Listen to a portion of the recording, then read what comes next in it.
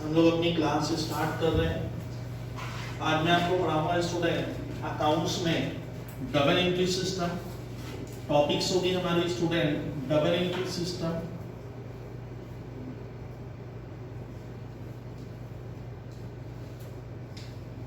Double entry system ये क्या होता है ये मैं पढ़ाऊंगा।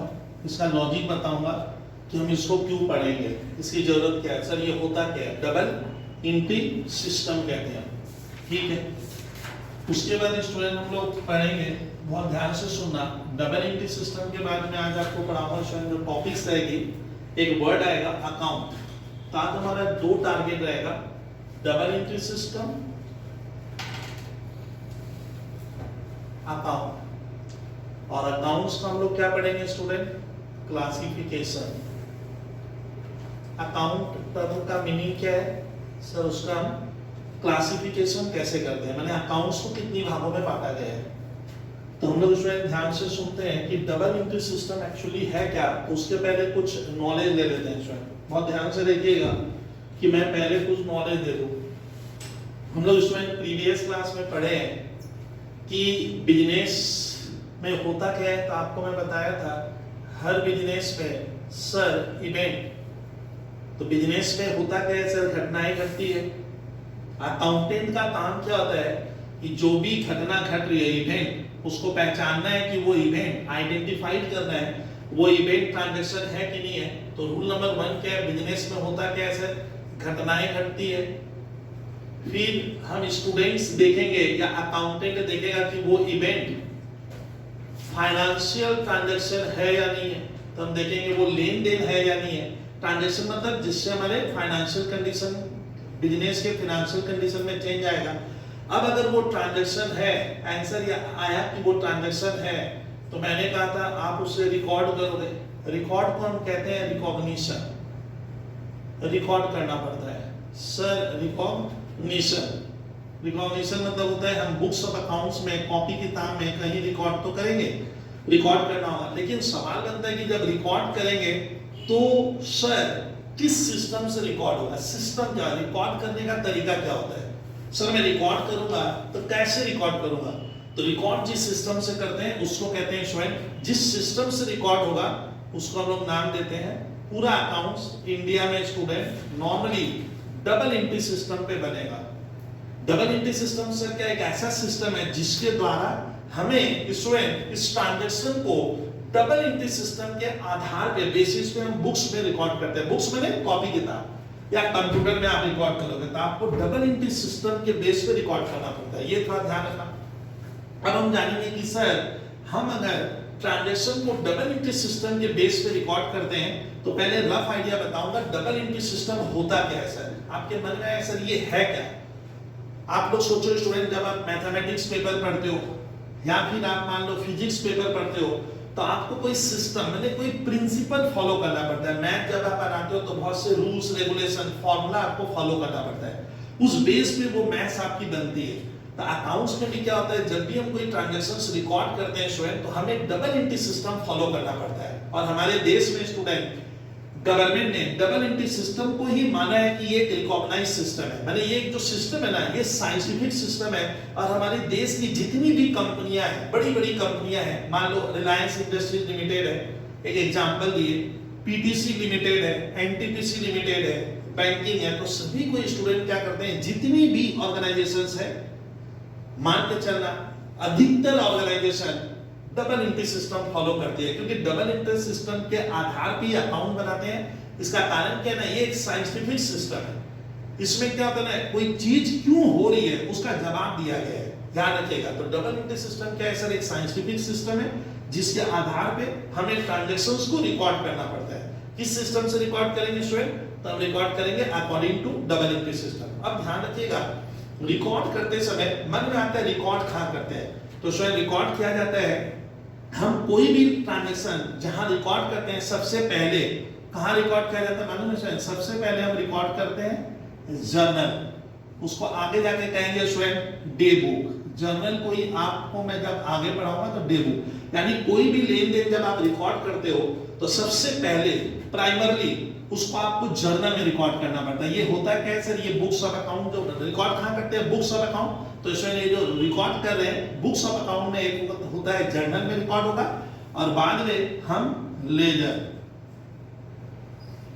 याद रखिएगा। तो सर याद रखिएगा रिकॉर्ड कहाँ करना है, बुक्स ऑफ अकाउंट। ये दो बुक्स ऑफ अकाउंट होती है, हम जर्नल और लेजर में रिकॉर्ड, लेकिन रिकॉर्ड करते समय हमें डबल एंट्री सिस्टम फॉलो करना पड़ता है। इस सिस्टम से हम रिकॉर्ड करेंगे, लेकिन एक सिस्टम और रिकॉर्ड करने का वो हम लोग आगे जाकर पढ़ेंगे, उसका नाम आप खाली अभी सुनोगे, अभी मैं थ्योरी सिखा रहा हूं, उसको कहते हैं सिंगल एंट्री सिस्टम। इसका ना सर हम अकाउंट्स में ट्रांजैक्शंस को, मैंने अपने बिजनेस के अकाउंट्स को जब हम मेंटेन करते हैं या किसी फर्म या एंटिटी का अकाउंट जब हम बनाते हैं, तो हम डबल एंट्री सिस्टम के आधार पे भी अकाउंट बनाते हैं। ये रिकॉग्नाइज सिस्टम है, ये साइंटिफिक सिस्टम है, इसको हमारी गवर्नमेंट मान्यता देती है, और हमारी देश की ज्यादातर फर्म डबल एंट्री सिस्टम पे अकाउंट बनाती है। क्यों? क्योंकि इस पे हमें भरोसा होता है, इसमें सभी लेन देन जो हो रहा है ना उसका 2 पार्ट रिकॉर्ड होता है। लेकिन सिंगल एंट्री सिस्टम एक अनसाइंटिफिक सिस्टम है। ये मोटा मोटी जो स्मॉल ट्रेडर है, छोटे मोटे अनऑर्गेनाइज जो सेक्टर है, छोटे मोटे बिजनेस करते हैं, स्मॉल ट्रेडर इसको फॉलो करता है। कंपनियां कभी भी सिंगल एंट्री सिस्टम पे अकाउंट्स नहीं बनाएंगी, और गवर्नमेंट इस सिस्टम को अप्रूव्ड नहीं मानता है। मैंने it is not a scientific system of accounting, ये क्लियर करना, ये साइंटिफिक सिस्टम नहीं होती है। अब मैं दोनों में एक ऑर्डिनरी डिफरेंस अभी बता रहा हूं। जैसे मान लो स्वयं आप लोग क्लास 10 में पढ़ते हो, तो क्लास 10 में आप कहीं हिंदी, कहीं फिजिक्स, कहीं केमिस्ट्री, कहीं मैथमेटिक्स पढ़ने गए थे अपने प्राइवेट ट्यूटर के पास। तो क्या प्राइवेट ट्यूटर आपको पढ़ा सकता है, लेकिन वो आपको काउंसिल की डिग्री नहीं दे सकता है। तो वो जो पढ़ा रहा है वो देखा जाए तो एक तरह का वो अनऑर्गेनाइज सिस्टम है। अनऑर्गेनाइज मतलब उसके पास ये रजिस्ट्रेशन नहीं है कि वो आपको क्लास 10 का मार्कशीट दे सके, जो पूरे इंडिया या वर्ल्ड में वैलिड होगा। तो मान लीजिए वहां जाकर पढ़ने से क्या स्कूल में पढ़ना पड़ेगा? हाँ, आपको स्कूल में जाना ही पड़ेगा। स्कूल क्या है? एक रिकॉग्नाइज सिस्टम है, ऑर्गेनाइज सिस्टम है, जिसको एक रूल्स और रेगुलेशन के आधार पर चलना पड़ता है। यानी हर बच्चा जितना भी कर ले, जितने ही प्राइवेट ट्यूटर से पढ़े, लेकिन उसे स्कूल में जाना पड़ता है। तो मान लीजिए ये स्कूल टाइप का हो गया, ये कॉलेज टाइप का होगा। यानी अकाउंट जब भी बनेगा हमें डबल एंट्री सिस्टम फॉलो करना पड़ेगा। ये साइंटिफिक सिस्टम है, it is approved by the government. इस सिस्टम के ऊपर पब्लिक का भरोसा, इस सिस्टम से हम अकाउंट्स बनाते हैं तो उसका जो रिजल्ट आता है उस पे बहुत हद तक वो एक्यूरेट होता है। लेकिन single entry system unorganised system है, अनसाइंटिफिक सिस्टम है। इसमें रिकॉर्ड जब करते हैं ना, तो इसमें कुछ लेन देन सिंगल एंट्री में रिकॉर्ड करते हैं, कुछ को हम छोड़ देते हैं। नॉर्मली ये सिस्टम कंपनी के लिए डेवलप्ड नहीं हुआ है। कंपनी सिंगल एंट्री सिस्टम से अकाउंट्स नहीं बना सकती। दूसरा, सिंगल एंट्री सिस्टम पे अगर आप अकाउंट्स बनाते हो तो वन साइंटिफिक सिस्टम होता है। इस सिस्टम पे जो प्रॉफिट और लॉस निकलता है वो एस्टिमेटेड प्रॉफिट और लॉस है, वो कहीं भी एक्यूरेट नहीं होता है, ट्रू पिक्चर नहीं दिखाता है। ट्रू पिक्चर के लिए डबल एंट्री। तो सिंगल एंट्री हमारा एक आगे चैप्टर है, हम समझ लेंगे। चलिए अब क्वेश्चन आता है स्टूडेंट, आप सर आपने कहा कि ट्रांजैक्शन हमें रिकॉर्ड करना है, कहां रिकॉर्ड करेंगे? Books of account. अच्छी बात है। बुक्स ऑफ अकाउंट का मतलब है हमें बिगिनिंग स्टेज में हमें सभी ट्रांजैक्शन को पहले जर्नल में रिकॉर्ड करना पड़ता है। जर्नल के बाद होता है लेजर। इसको कहते हैं डे बुक या सब्सिडियरी बुक, या इसको जर्नल कहते हैं। जर्नल में होता है डे, दिन, और जर्नल मतलब रोज की किताब, तो इसमें रिकॉर्ड करते हैं। बाद में परमानेंटली हम उसको लेजर में रिकॉर्ड करते हैं। चलिए आगे बढ़ता हूं। सर रिकॉर्ड कैसे करेंगे? आता नहीं है तो सर रिकॉर्ड कैसे करूंगा? जैसे मान लीजिए आप इंग्लिश पढ़ते हो तो आपको एबीसीडी तो सीखनी पड़ेगी, वही कहानी यहाँ पे है कि सर मैं रिकॉर्ड करते समय आपको डबल एंट्री सिस्टम फॉलो करना पड़ता है। अब डबल एंट्री सिस्टम क्या कहता है सुनिए। डबल एंट्री सिस्टम कहता है स्टूडेंट, बिजनेस में, हमारे बिजनेस में जितने भी पैसे वाले फाइनेंशियल लेन देन होंगे उन्हीं को हमें रिकॉर्ड करना है, क्योंकि जिसमें पैसा नहीं आएगा वो तो मैं रिकॉर्ड नहीं करूंगा। जैसे क्या, देखिए एक इवेंट की अपनी रिकॉर्ड होगा, बता रहा हूं। मान लीजिए मेरे बिजनेस का मैनेजर है, मैनेजर उसने काम छोड़ दिया, बोला मैं नौकरी नहीं करूंगा। तो बताइए वो नौकरी नहीं करेगा, चला गया, मतलब ठीक है छोड़ दे, अब क्या करूंगा। लेकिन उसके छोड़ने से हमें नुकसान हो ही सकता है, हाँ नुकसान होगा, लेकिन उस नुकसान को हम रुपयों में नहीं मेजर कर सकते। कितने रुपए का नुकसान होगा? मान लीजिए वो बहुत जबरदस्त मैनेजर था, उसके रहने से हमें बिजनेस जबरदस्त मिलता था, उसमें बहुत ज्यादा कैपेबिलिटी थी। क्या करे, कैपेबल पर्सन बोलता है मैं जा रहा हूं, चला गया। लेकिन जाने से बिजनेस को नुकसान होगा, लेकिन उस नुकसान को हम रुपयों में कैसे मापेंगे? रुपयों में कैसे कहोगे कि उसके जाने से इतने का लॉस हो गया? नहीं बता पाओगे। तब यार ना वो इवेंट हो गया। इवेंट क्यों? वो घटना घटी मैनेजर ने नौकरी रेजिग्नेशन देके चला गया, बोले काम नहीं करूंगा, बोले चला गया, मैंने उसका सैलरी वगैरह दे दिया, लेकिन उसके जाने से हमारे बिजनेस को लॉस हो सकता है, लेकिन उस लॉस को हम मापेंगे कैसे? नहीं माप सकते, उसका मेजरमेंट का तरीका नहीं है। तो इसको मैं कहूंगा इवेंट, वो ट्रांजैक्शन नहीं हुआ। क्यों? क्योंकि उसके जाने से कितने का लॉस हुआ या कितने का प्रॉफिट हुआ, हम उसे रुपयों में कैसे बताएं? तो अगर हम रुपयों में नहीं बता पाते हैं तो वो केवल इवेंट है, उस इवेंट को हम रिकॉर्ड नहीं करते हैं। लेकिन मान लीजिए मेरे यहाँ मैनेजर नौकरी करता है और मैंने उसे 50,000 रुपए की सैलरी दी। क्या दी? ओ बंदे को हमने सैलरी दिया। सैलरी देना क्या हुआ? घटना भी घटी और उससे मेरे बिजनेस के फाइनेंशियल कंडीशन में चेंज भी आएगा, क्योंकि मेरा कैश, सैलरी देने से सैलरी नहीं जाएगा, कैश चला गया। तो ये घटना के साथ साथ क्या ट्रांजैक्शन है, क्योंकि इसको मैं रुपयों में माप पा रहा हूं। कितने रुपए की सैलरी है? 50,000 की। तो इसको मैं रिकॉर्ड करूंगा। यानी आपको याद रखना है कि इवेंट जिसमें मॉनेटरी टर्म्स है, जो नॉन फाइनेंशियल इवेंट है, उसको अकाउंट्स पेपर में रिकॉर्ड नहीं करते हैं। लेकिन कोई भी इवेंट जो ट्रांजैक्शन है, जो फाइनेंशियल ट्रांजैक्शन है, जो फाइनेंशियल इवेंट है, जिसको हम पैसों में मेजर कर पा रहे हैं, तब उसको हम रिकॉर्ड करेंगे। कहां करना है? जर्नल एंड लेजर को ही हम लोग कहते हैं बुक्स ऑफ अकाउंट। जर्नल वो किताब है, कॉपी है, जिसमें सबसे पहले लेन देन रिकॉर्ड होता है। यहीं से कहानी शुरुआत होगी। इसलिए जर्नल को बहुत जन डे टू डे बुक्स कहते हैं, या इसका नाम है बुक्स ऑफ फर्स्ट एंट्री। सबसे पहले लेन देन यहाँ दाखिला रिकॉर्ड करते हैं, फिर लेजर होगा। पहले समझिए, आगे बता रहा हूं। अब सुनिए, सर रिकॉर्ड कैसे करें?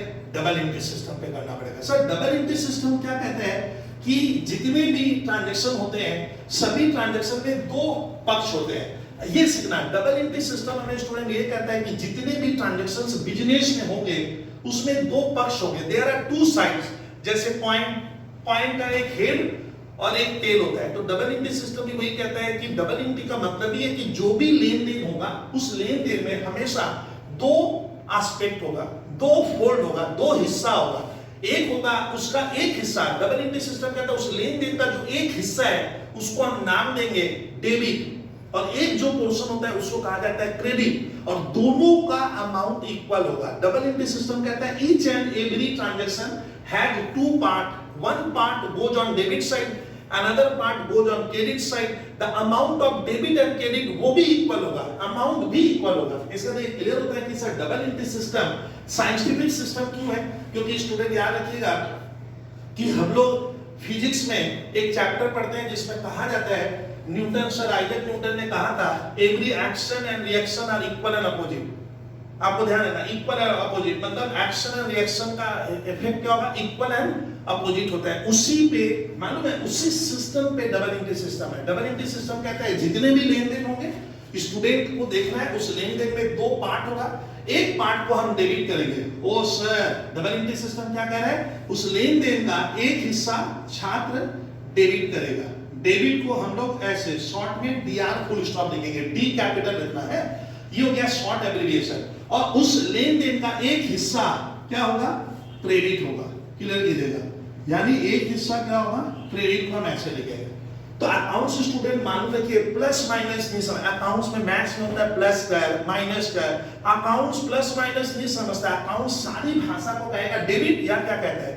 क्रेडिट। वो बड़े मजे से हम सीखेंगे। चलिए, तो क्या कहता है कि सर जितने भी बिजनेस में घटनाएं घटेगी, आप देखिए कि वो घटना से हमारे बिजनेस के या हमारे फर्म के या हमारे एंटिटी के फिनेंशियल कंडीशन में फर्क पड़ा कि नहीं पड़ा।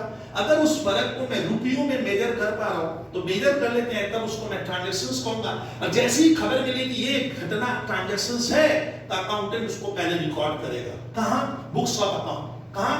जर्नल और लेजर। जर्नल को हम लोग कहते हैं जर्नल, जर शब्द का मतलब होता है डे, या डे बुक माने रोज की किताब, या इसको कहा जाता है books of original entry, books of first entry. मैं आगे जब चैप्टर पढ़ाऊंगा तो मजा आएगा। चलिए, फिर बाद में लेजर बनता है, यानी फर्स्ट वर्ड जर्नल और डे बुक, बाद में लेजर। चलिए, अब आता है रिकॉर्ड करते समय, सर छात्र कह रहे हैं कैसे रिकॉर्ड करूं? सर आता नहीं, आप हाथ में पेन तो दे दिए, क्या करूं मैं? तो डबल, आपको क्या कहना है? ट्रांजैक्शन के दो पार्ट है, आपको उसमें से डेबिट हिस्से को ढूंढना पड़ेगा। ओ ये डेबिट, ये क्रेडिट। तो ये एक आर्ट है, हम वो सीखेंगे, वो कला कैसे सीखेंगे। इसीलिए ना अकाउंट्स को बहुत जन कहता है, मैं जब थ्योरी पढ़ाऊंगा, अकाउंटिंग एक आर्ट होती है, आर्ट माने कला।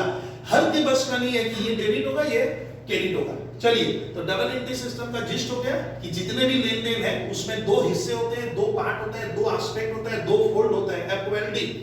उसमें से एक फोल्ड डेबिट होगा, दूसरा फोल्ड क्रेडिट होगा, और amount of debit and credit हमेशा इक्वल होगा। सर ये पल्ले नहीं पड़ा, अमाउंट इक्वल होगा, हाँ दिखाऊंगा। मान लीजिए डेबिट का अमाउंट उस ट्रांजैक्शन में 1000 रुपए का है, तो क्रेडिट वाला भी 1000 रुपए का ही होगा 100%। ये नहीं है, तब जब ये सिस्टम नहीं होगा तब वो डबल एंट्री सिस्टम नहीं है। तो डबल एंट्री सिस्टम क्या कहते हैं, एक ही लेन देन का दो हिस्सा होगा, दो पार्ट होगा, एक part debit, another part credit. The amount of debit and credit must be equal. इसीलिए अकाउंट्स में क्या होता है ना, मान लो ये डेबिट क्रेडिट को मैं तराजू कह रहा हूं, तराजू यानी पढ़ना हमेशा बराबर होगा। किसी भी मोड़ पर, किसी भी वक्त अकाउंट्स को अगर आपको चेक करने, विद्यार्थी बोला सर मैं अकाउंट्स चेक करूंगा, आपका गलत है, गलत नहीं होगा। देखिएगा मेरा डेबिट और क्रेडिट हमेशा क्या होगा, इक्वल आ रहा है, तो मान के चलिए मोर और लेस आपने अकाउंट्स एकदम करेक्ट बनाया। तो डबल एंट्री सिस्टम में क्या होता है, आप अपने अकाउंट्स को वेरीफाई कर पाते हो कि सही बना या गलत बना। तो याद रखिएगा डबल एंट्री सिस्टम कहते हैं कि सभी लेन देन के दो हिस्से होंगे, विद्यार्थी एक को डेबिट एक को क्रेडिट कर देगा। Amount of debit and credit must be equal. Sir पहले नहीं पढ़ा इक्वल का, और ये सिस्टम कैसे डेवलप हुआ, सर आइजैक न्यूटन ने कहा है each and every action and reaction are equal and opposite. माने जितना आप दोगे उतना ही आपको मिलेगा, जितना जाता है उतना ही आता है। इस प्रिंसिपल पे हमारे देश का या पूरे वर्ल्ड का अकाउंट इसी सिस्टम पे बनता है। सिंगल एंट्री सिस्टम जो मैंने लिखा था वो अनसाइंटिफिक है, उसमें आप अकाउंट्स को वेरीफाई नहीं कर पाते, वो सही है ना गलत है। सिंगल एंट्री सिस्टम एक तरह का मान लेना इनकम्प्लीट सिस्टम है, अनसाइंटिफिक सिस्टम है, और हमारी देश की सरकार उसको अप्रूव नहीं करती है। गवर्नमेंट का कोई भी डिपार्टमेंट कहता है भैया वो तो अनसाइंटिफिक सिस्टम है, उससे नहीं चलेगा, you have to come under the head under double entry system. चलिए अब आते हैं सर, हम एक डेबिट करेंगे क्रेडिट करेंगे सब कैसे, सवाल ये सर क्या करवाओगे आप, डेबिट क्रेडिट मत करो, वो मैं बता रहा हूं। अब याद रखिएगा स्टूडेंट, थोड़ी सी आपको प्रवचन सुना रहा हूं। तो स्टूडेंट मान लो मैं यहां पढ़ाता हूं, मेरी एक कोचिंग सेंटर है, सर यहां पढ़ाते हैं, तो मेरा सबसे पहले मन में ये आता है कि मैं जो ये ऑर्गेनाइजेशन चला रहा हूं, तो इसको चलाने में मेरे कुछ एक्सपेंडिचर लगते हैं। आपको मैं पहले पढ़ाया, एक्सपेंडिचर का मतलब होता है आप समझते ही हो सर, मेरे को जगह जगह से पैसा मिलता होगा, मेरे जो स्टूडेंट्स हैं, मेरे जो क्लाइंट्स हैं, मेरे जो कस्टमर्स हैं, वो मुझे पैसा देते हैं। आपको कहानी बता रहा हूं।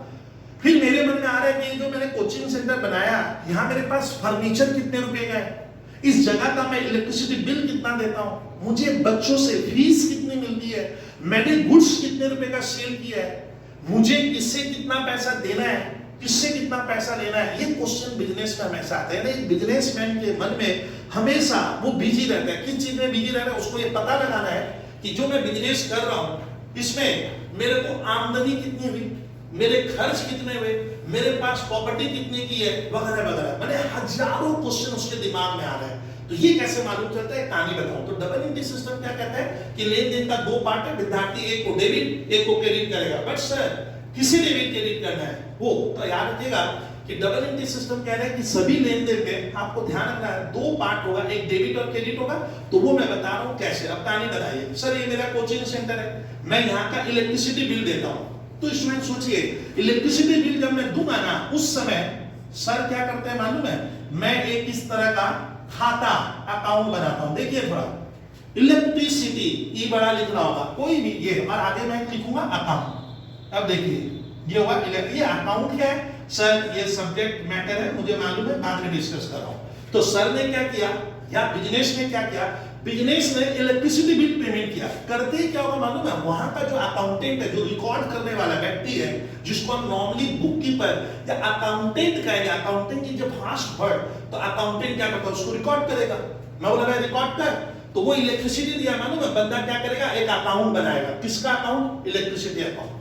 सर फायदा बोलिए तो। अब देखिए इलेक्ट्रिसिटी अकाउंट जब बनता है ना स्टूडेंट, तो ये अकाउंट स्टूडेंट देखने में ऐसा होता है, ये देखिए ये इस तरह का टी, इंग्लिश का एक लेटर होता है टी, ये देखिए ध्यान से समझ में आ रहा है। ये हो गया मान लो एक अकाउंट, इस तरह का बनाएंगे, हाँ मैं बनाकर। अब इस अकाउंट में आपको क्या करना है ना, बाएं साइड में लेफ्ट हैंड साइड में डी आर, कभी भी DEBIT पूरा मत लिखिए, शॉर्ट एब्रिविएशन डेबिट लिखिए, अकाउंट के इधर लिखिए क्रेडिट। ये तराजू बन गया, इसी को तराजू कहते हैं। इसको मैं हिंदी में कहूं, इधर एक पढ़ रहा है उधर एक पढ़ रहा है, इधर दो साइड हो गए। इसको मैं कहूंगा लेफ्ट हैंड साइड, उसको मैं कहूंगा राइट हैंड साइड। ओ सर ये आपको ये लिखना नहीं है उसमें अकाउंट, ये राइट हैंड साइड है, इधर वाला हो गया लेफ्ट हैंड साइड। यानी अकाउंट जब भी कोई बोलेगा मेरे को किसी ने कहा सर इलेक्ट्रिसिटी अकाउंट थोड़ा दिखाइए, तो ये देखिए ऐसा देखने में होगा, इलेक्ट्रिसिटी अकाउंट टी बना जिस तो ये होता है नॉर्मली मान लो अकाउंट। तो सर मान लीजिए सर ने अपने कोचिंग सेंटर का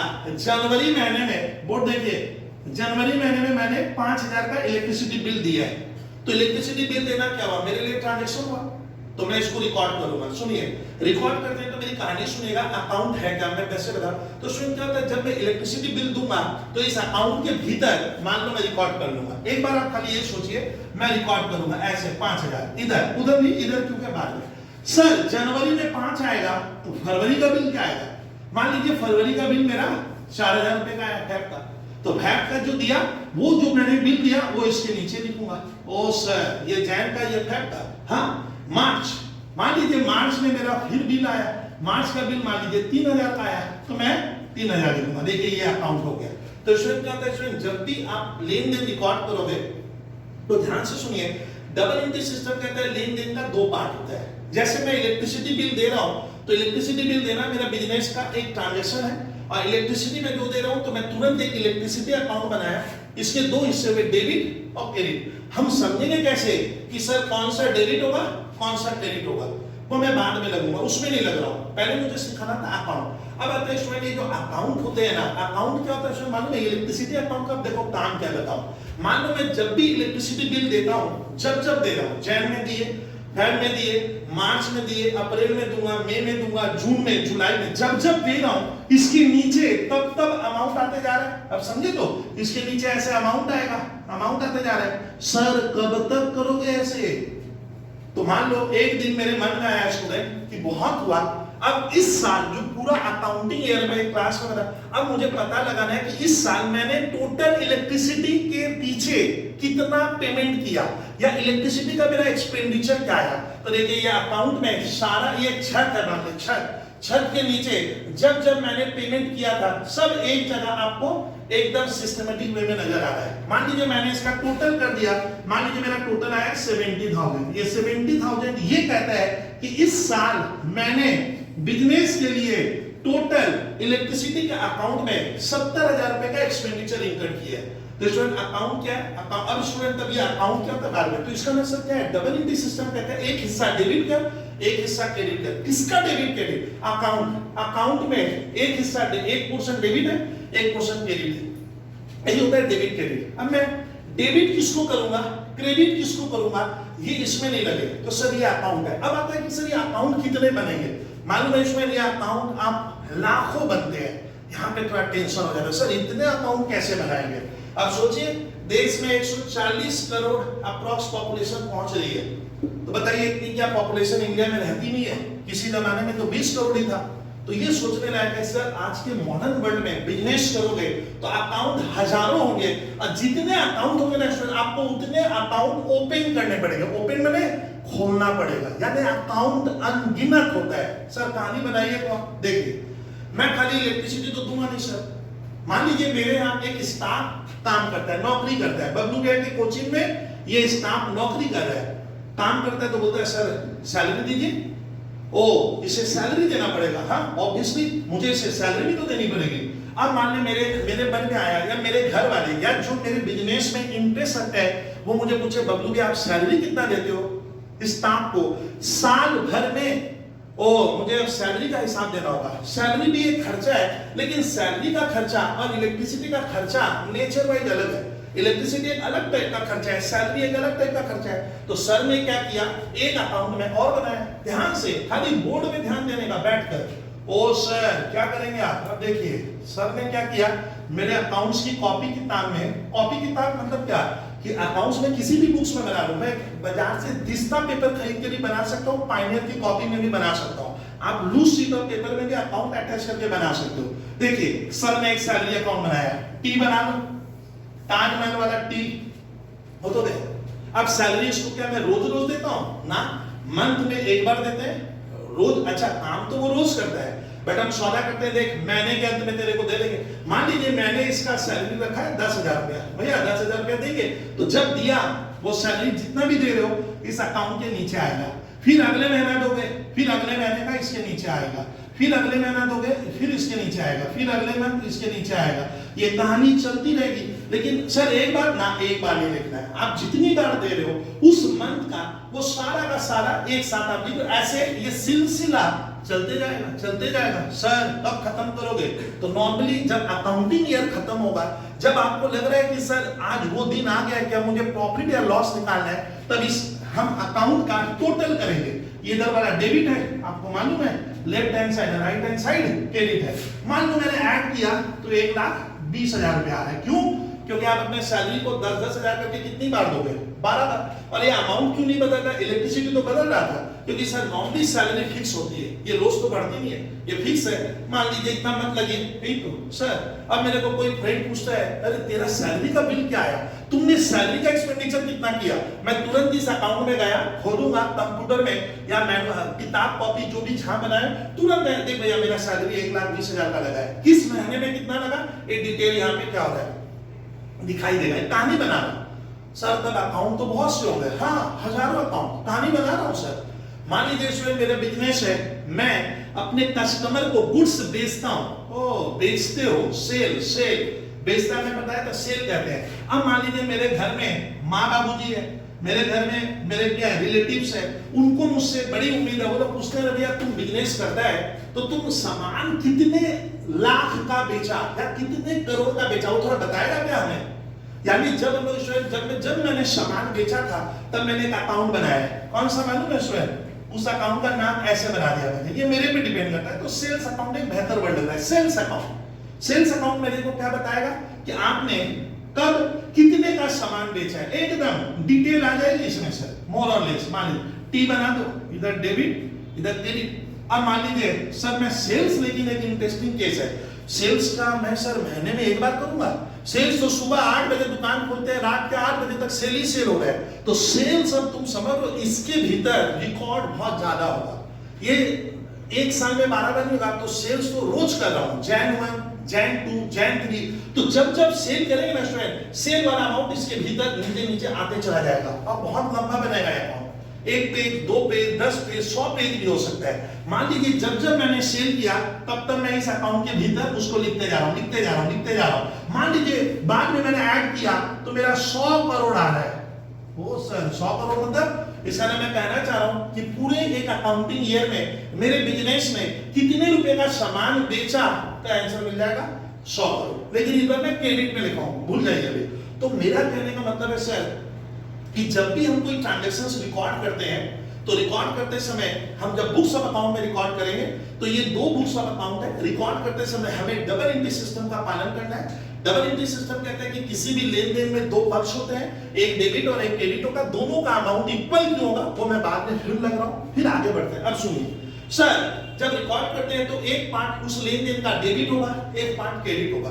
डेबिट मतलब वो अकाउंट डेबिट होगा और एक अकाउंट क्रेडिट होगा। अकाउंट यही होते हैं, electricity account, salary account, rent account, sales account, purchases account. अब अकाउंट इतने हैं कि हम बजट हो सकते हैं। चलिए कहानी बनाते हैं घर की। मान लीजिए घर में आपको अपने बाबूजी या मम्मी पापा बोले कि थोड़ा घर का हिसाब रख दो, तुम अकाउंट सीख लिया, घर का क्या खर्चा पानी लगता है हिसाब रख।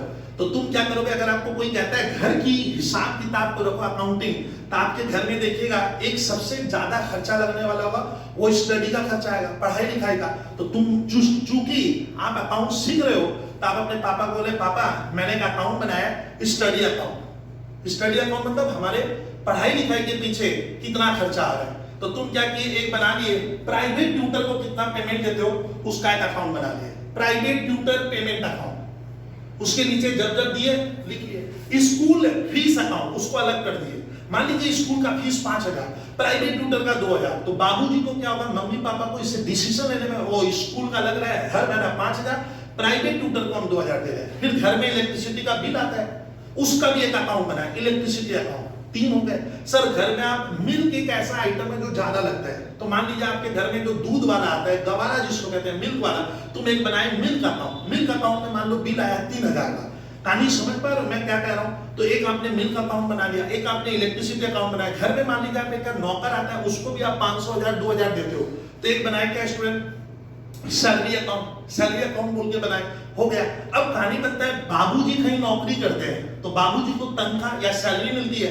तो यहाँ सैलरी दे नहीं होगी, तो आपने एक बनाया सैलरी अकाउंट कि हमें सैलरी हमारे पापा को, तो अकाउंट क्या होता है उसमें अनगिनत बन सकता है। और इस अकाउंट से क्या होगा इसमें हमें एकदम पिक्चर क्लियर हो जाएगी कि मेरे को बिजनेस करते हुए हमने कितने अकाउंट बनाए और किस अकाउंट का स्टेटस क्या है। जैसे सेल्स अकाउंट आपको ये कहेगा कि हमने कितने का सामान बेचा, इलेक्ट्रिसिटी आपका अकाउंट जो हेडिंग है वो कहेगा हमने इलेक्ट्रिसिटी का कितना इस साल पेमेंट किया। सैलरी अकाउंट आपको कहेगा कि हमने कितनी सैलरी दी। तो इसका क्या होता है अकाउंट तब क्या हो गया सर, अकाउंट मान लेना एक ऐसा प्लेस है, एक ऐसा छत है जहां पे हम सिमिलर टाइप ट्रांजैक्शन को एक छत के नीचे लिखते हैं। जैसे जब जब सेल्स किए तो सेल्स एक अकाउंट हुआ, जब जब सेल्स करोगे सेल्स अकाउंट एक छत के, ये छत है मान ले, पूरा छत के नीचे आते जाएगा। आपको इमीडिएट पता चल जाएगा कि आपने पूरे साल भर में कितने का सेल्स किया था। तो आपको थोड़ा सा ये ध्यान रखना पड़ेगा। अब स्टूडेंट सुनिएगा, डबल एंट्री सिस्टम के ऊपर स्टूडेंट थोड़ा सा मैं थ्योरी आपको बता रहा हूं, वो आप थोड़ा सा अगर मेरे नोट में जो लिखा है तो आपको इतना पहले दिमाग में रखना है। अब सोचना होगा स्टूडेंट कि जो अकाउंट होते हैं सर, जहां पे आप बोले हो सिमिलर टाइप आइटम्स को, सिमिलर टाइप ट्रांजैक्शंस क्या होता है, इसके नीचे एक छत के नीचे। सिमिलर टाइप का मतलब एक स्टूडेंट को बताओ, मान लीजिए स्टूडेंट आप स्कूल की लाइब्रेरी में जाते हो, बोलते हैं दादा मुझे इकोनॉमिक्स का किताब दो, मालूम चला लाइब्रेरी में 10,000 किताबें रखी हुई है। बोलिए तो आपका इकोनॉमिक्स का क्लास 12 का किताब या 11 इतना जल्दी कैसे नहीं, और तुरंत बोलेगा उस रैक में निकाल लेते हैं। तो लोग क्या करते हैं, जितनी इकोनॉमिक्स की किताब है क्लास 11 एक रैक बनाया, वहां पे लिखा हुआ है ऊपर हेडिंग लिख देगा क्लास 11 इकोनॉमिक्स, लाइन से इकोनॉमिक्स की 100 किताबें हैं। अब सोचो इकोनॉमिक्स में भी 100 बुक्स हो सकता है, 100 बुक्स है लेकिन मान लो 4 ऑथर की है, 4 ऑथर है और चारों की 25-25 किताबें हैं, तो वो क्या करेगा इकोनॉमिक्स ऑथर का नाम, नीचे 25 किताबें, इस ऑथर का हिस्सा, तो एक रैक में उसका पूरा इकोनॉमिक्स का साम्राज्य एक जगह हो गया। भले वहां पे बुक्स 1 लाख किताबें हैं बट इकोनॉमिक्स की 100 किताबें हैं। तो उन लोगों ने क्या किया, अपने सेल्फ में लिखा इकोनॉमिक्स क्लास 11, राइटर का नाम 1 2 3 4, उसके नीचे उस रो की बुक्स लगी हुई है। तो बताइए काम कितना स्मूथ हो गया। लेकिन उस लाखों बुक्स में मैं कहीं इकोनॉमिक्स रख दिया, उसी में मैथ डाल दिया, उसी में हिंदी, उसी में इंग्लिश, तो उसका काम बेहतर नहीं होता। अकाउंट क्या होता है सर, सिमिलर टाइप आइटम को एक जगह एक ही कर लिया। जैसे सिमिलर टाइप में इकोनॉमिक्स एक सिमिलर टाइप हुआ, मैथ्स की बुक्स एक जगह कर लिया, 11 की अलग, 12 की अलग, आप चीज समझिए, ये होता है अकाउंट। तो सर अकाउंट क्या है, लेन देन को रिकॉर्ड करने का एक समराइज तरीका होता है जिसमें हम सिमिलर टाइप लेन देन को एक जगह लाकर इकट्ठा कर लेते हैं, जिससे बाद में हमें डिसीजन लेने में, सर आगे के फैसले लेने में जबरदस्त हेल्प मिलती है। अब सवाल बनता है कि सर ये जो अकाउंट होता है, अब ये थोड़ा कहानी सुनिए कि अकाउंट कितने तरह के होते हैं। अकाउंट वर्ड तो बहुत बार मैंने चिल्ला लिया, अकाउंट को हिंदी में कहते हैं खाता। अब जरा थोड़ा आगे बढ़ते हैं कि आपको तब क्या करना है, एक अकाउंट डेबिट करेंगे, एक अकाउंट क्रेडिट। डेबिट क्रेडिट अभी नहीं लगता, अभी जानेंगे सर ये अकाउंट कितने तरह का हो सकता है। सुन अकाउंट तो एक ही होगा, अकाउंट भी है वो बस आइदर इलेक्ट्रिसिटी, लेकिन ना चूंकि स्टूडेंट जैसे जैसे बिजनेस बढ़ता गया क्या हो गया ना, अकाउंट्स को भी सर बहुत से भागों में बांटा गया है, यानी अकाउंट्स का सब डिवीजन कर दिया जाता है। कारण बता रहा हूं क्यों करते हैं, उसको पहले समझाए। मान लीजिए स्टूडेंट आप बाजार में गए, मम्मी बोली जा बाजार से सामान लेके आ जा, सब्जी मंगवाइए। हम लोग जब सब्जी लाते हैं स्टूडेंट बैग में, तो क्या करते हैं उसमें आलू भी है, पोटैटो भी है, उसी में टोमेटो है, उसी में आप क्या किए अदरक रख लिए, उसी में मान लीजिए आप सर अलग टाइप का वेजिटेबल बहुत कुछ बैग में डाल के लेके आ गए, रख दिए। मम्मी सब्जी ले आया, देखिए मम्मी क्या करेगी, सब्जी को छाटेगी, क्लासिफाई करेगी, पोटैटो अलग कर ली, चीज समझिए, फिर क्या ओनियन अलग कर ली, प्याज अलग कर ली, टमाटर अलग कर ली। क्यों कर रही है, काम और स्मूथ होगा। फिर उसको अरेंज करके सर एक एक रैक में या अपने फ्रिज में या जहां भी रख ली। तो इसका मैंने आपको बोलने की ये कोशिश की है कि अकाउंट तो एक ही, सब्जी तो एक ही थी, लेकिन सब्जी का बहुत सा वैरायटी है। तो मम्मी ने सब सब्जी को क्या किया, अलग अलग करके रख लिया, तो इससे आपका काम काफी स्मूथ हो जाता है। कौन सी सब्जी उसमें हो सकता है, कुछ सब्जियां ऐसी हो जो जल्दी सड़ सकती है, तो आप उसको उस हिसाब से अलग किए। तो देखिए अकाउंट क्या होता है, हम अकाउंट्स को क्लासिफाई कर देते हैं। अगर बिजनेस मेरा बढ़ जाता है तो मैं अकाउंट को डिवाइड करूंगा, और इसके ऊपर जबरदस्त क्वेश्चन आता है। तो थोड़ा ध्यान दीजिए कि सर ये जो अकाउंट आप बोले कि एक अकाउंट डेबिट, तो अकाउंट को हम बांटते कैसे हैं, सुनिए। अकाउंट को स्टूडेंट ट्रेडिशनल रूल्स के हिसाब से, ये ट्रेडिशनल क्या होता है सर, पुराने जमाने की प्रथा है, क्लियर कीजिएगा, ट्रेडिशनल कॉन्सेप्ट। तो सुनिए ट्रेडिशनल क्लासिफिकेशन ऑफ अकाउंट पढ़ा होगा। तो स्टूडेंट अकाउंट्स को चूंकि इतने ज्यादा अकाउंट है तो आप उनको डिवाइड करोगे ना तो आपको बेनिफिट ज्यादा मिलेगा। यानी अकाउंट को हम क्यों डिवाइड कर देते हैं, जिससे मुझे बेनिफिट ज्यादा मिलता है। जैसे हम अपने घर को से डिवाइड करते हैं, एक बड़ा मकान खरीदते हैं तो पूरा बड़ा मकान रहने दीजिए ना, तुम बोले बबलू भैया बीच में एक दीवार बना के इधर में एक रूम बनाऊंगा, इधर क्यों किए, जिससे आपको बेनिफिट क्या होगा, ज्यादा मिलेगा। आप एक कॉर्नर में किचन बनाए, किचन में बोला ऐसे ही रखते दीवार लगाओगे तो आपका तो जगह वेस्टेज हो रहा है, बोला ना सर किचन बनाने से बेनिफिट हमें मिलेगा। आपने एक बैल्कनी बनाई, भैया क्यों बनाई, तो इसका क्या होता है सर, जैसे हम अपने घर को छोटे छोटे पार्ट में बांट देते हैं, room number 1, room number 2, hall, balcony वगैरह वगैरह, तो ठीक उसी तरह से बिजनेसमैन क्या करता है स्टूडेंट, ट्रेडिशनल क्लासिफिकेशन में पुराने जमाने के यहाँ पे अकाउंट को 2 भागों में बांटा गया। सर एक होता है, मेरे मैट में इतना खूबसूरत लिखा हूं सर, जो पूरा यहाँ उतार देना मुश्किल है। आप मेरा सर वो पीडीएफ फाइल अगर जो भी बच्चे यूट्यूब में लेते हैं वहां से लिंक लेके मेरा वहां से पूरा देखेगा तो उसको मजा आएगा। तो सर एक अकाउंट होता है पर्सनल अकाउंट। अच्छा सुनिए, अकाउंट को हम लोग फुल लिखते हैं, लेकिन मैं चाहूंगा आप बाद में अकाउंट को हमेशा ऐसे लिखोगे, ए ऑब्लिक से। अब बच्चे देखिए खाना दिया ए स्मॉल लिखा ना, मैं स्मॉल पसंद नहीं करता हूं, देखने में सर अट्रैक्टिव नहीं लगता है, तो ए कैपिटल कराएगा ऐसे। तो एक होता है सर पर्सनल अकाउंट, एक होगा इम्पर्सनल अकाउंट। ओह सर बहुत ही इजी लग रहा है सर, याद रहेगा। तो इम्पर्सनल अकाउंट, तो अकाउंट को सर हमारा अकाउंटेंसी पेपर में अगर पूछे कि अकाउंट्स का ट्रेडिशनल क्लासिफिकेशन बताओ, तो there are 2 types of account, एक को कहते हैं पर्सनल अकाउंट, एक को कहेंगे इम्पर्सनल अकाउंट। सर हम कैसे समझेंगे कि वो अकाउंट का, जैसे मम्मी को पता है कि आलू, प्याज, टमाटर वो मम्मी ठीक अलग अलग कर लेगी, लेकिन हम कैसे करेंगे सर, हम उसकी जाति को कैसे पहचानेंगे, उसके सर क्या बोले सोसाइटी को कैसे पहचानेंगे कि ये पर्सनल टाइप का ना इम्पर्सनल का। तो इसमें ये पहचानने का तरीका मैं सिखाऊंगा। अब मुझसे सुनिए, इसमें पर्सनल अकाउंट उस तरह का अकाउंट होता है जो किसी नाम को इशारा करता है। नाम किसका, हमारा और तुम्हारा, नेम ऑफ इंडिविजुअल्स। अब आता है इंडिविजुअल्स हम किसको कहते हैं, इंडिविजुअल मतलब जो नाक से सांस लेता है, माने जो जीवित प्राणी होते हैं ना वो सारे इंडिविजुअल। जैसे बबलू भी एक इंडिविजुअल है, तो मेरा नाम क्या होगा, मेरा नाम है बबलू चितलांगिया, तो भैया मैं क्या हो गया, मैं एक पर्सनल अकाउंट। मेरे घर में मान लीजिए मेरा लड़का है, उसका नाम है रौनक, तो रौनक अकाउंट। ओ सर रौनक एक नाम है ना, नाम वाले जितने अकाउंट है, नेम ऑफ इंडिविजुअल जो जीवित प्राणी है, जो सांस लेते हैं, वो सारे पर्सनल अकाउंट हो गए। सर और कुछ बोलिए, बोलते जा रहा हूं, आप खाली सुनते चलना। राम प्रसाद अकाउंट, किसी का नाम है, पर्सनल अकाउंट होगा। बहुत ध्यान से सुनिए, कौन सा अकाउंट होगा, पर्सनल अकाउंट होगा। इसमें आप ध्यान से समझिए। राजकुमार अकाउंट, कौन सा अकाउंट, पर्सनल अकाउंट होगा।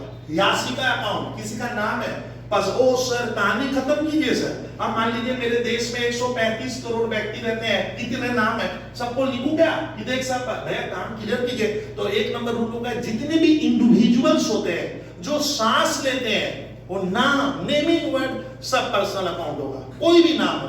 आजकल तो गजब गजब नाम होता है, गोलू, मोलू, सोनू, तो क्या बोलोगे, अरे पर्सनल अकाउंट बोलना।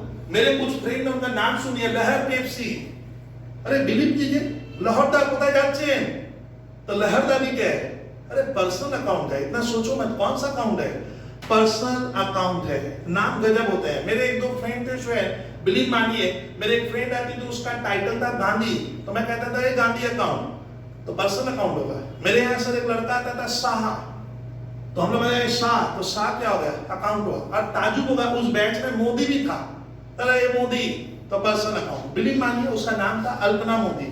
तो क्लियर कीजिए स्टूडेंट, नेमिंग वर्ड जितने हो, भले मेरा नाम हो, भले किसी दूसरे का नाम हो, भले वो मेल हो या फीमेल हो, उससे फर्क नहीं पड़ता है। नेम ऑफ इंडिविजुअल सारे पर्सनल अकाउंट में डाल दूंगा। सर एक दो दिखाइए ना, हम थोड़ा देखेंगे एग्जाम्पल को। देखो एक काम क्या चीज करा रहा हूं, लिखते हैं सर, राम यादव अकाउंट, समझ में आ रहा है सर, बोलेंगे आप, एक तो पर्सनल अकाउंट। अब देखो मेरे पास पढ़ोगे तो मेरा सब चीज का तर्क है, क्यों होगा, क्यों का जवाब मिलेगा सर के बाद, रटना कुछ नहीं है। राम किसी का नाम है, किसका, जीता जागता व्यक्ति, हाँ सर इंडिविजुअल है, जीता जागता। इंडिविजुअल किसको कहते हैं, जो सांस लेते हैं, जो जिसको गॉड ने बनाया है। तो सर राम यादव क्या है, इंडिविजुअल है। इंडिविजुअल मैंने हमारी तरह प्राणी है भैया, लिविंग ह्यूमन बीइंग्स है। क्लियर करना, पर्सनल अकाउंट में जाएगा, इन पर्सन तो भूल ही जा। चलिए सर राम की वाइफ का भी नाम लिख ले, लिखिए sir, Sita Yadav account. Clear किए?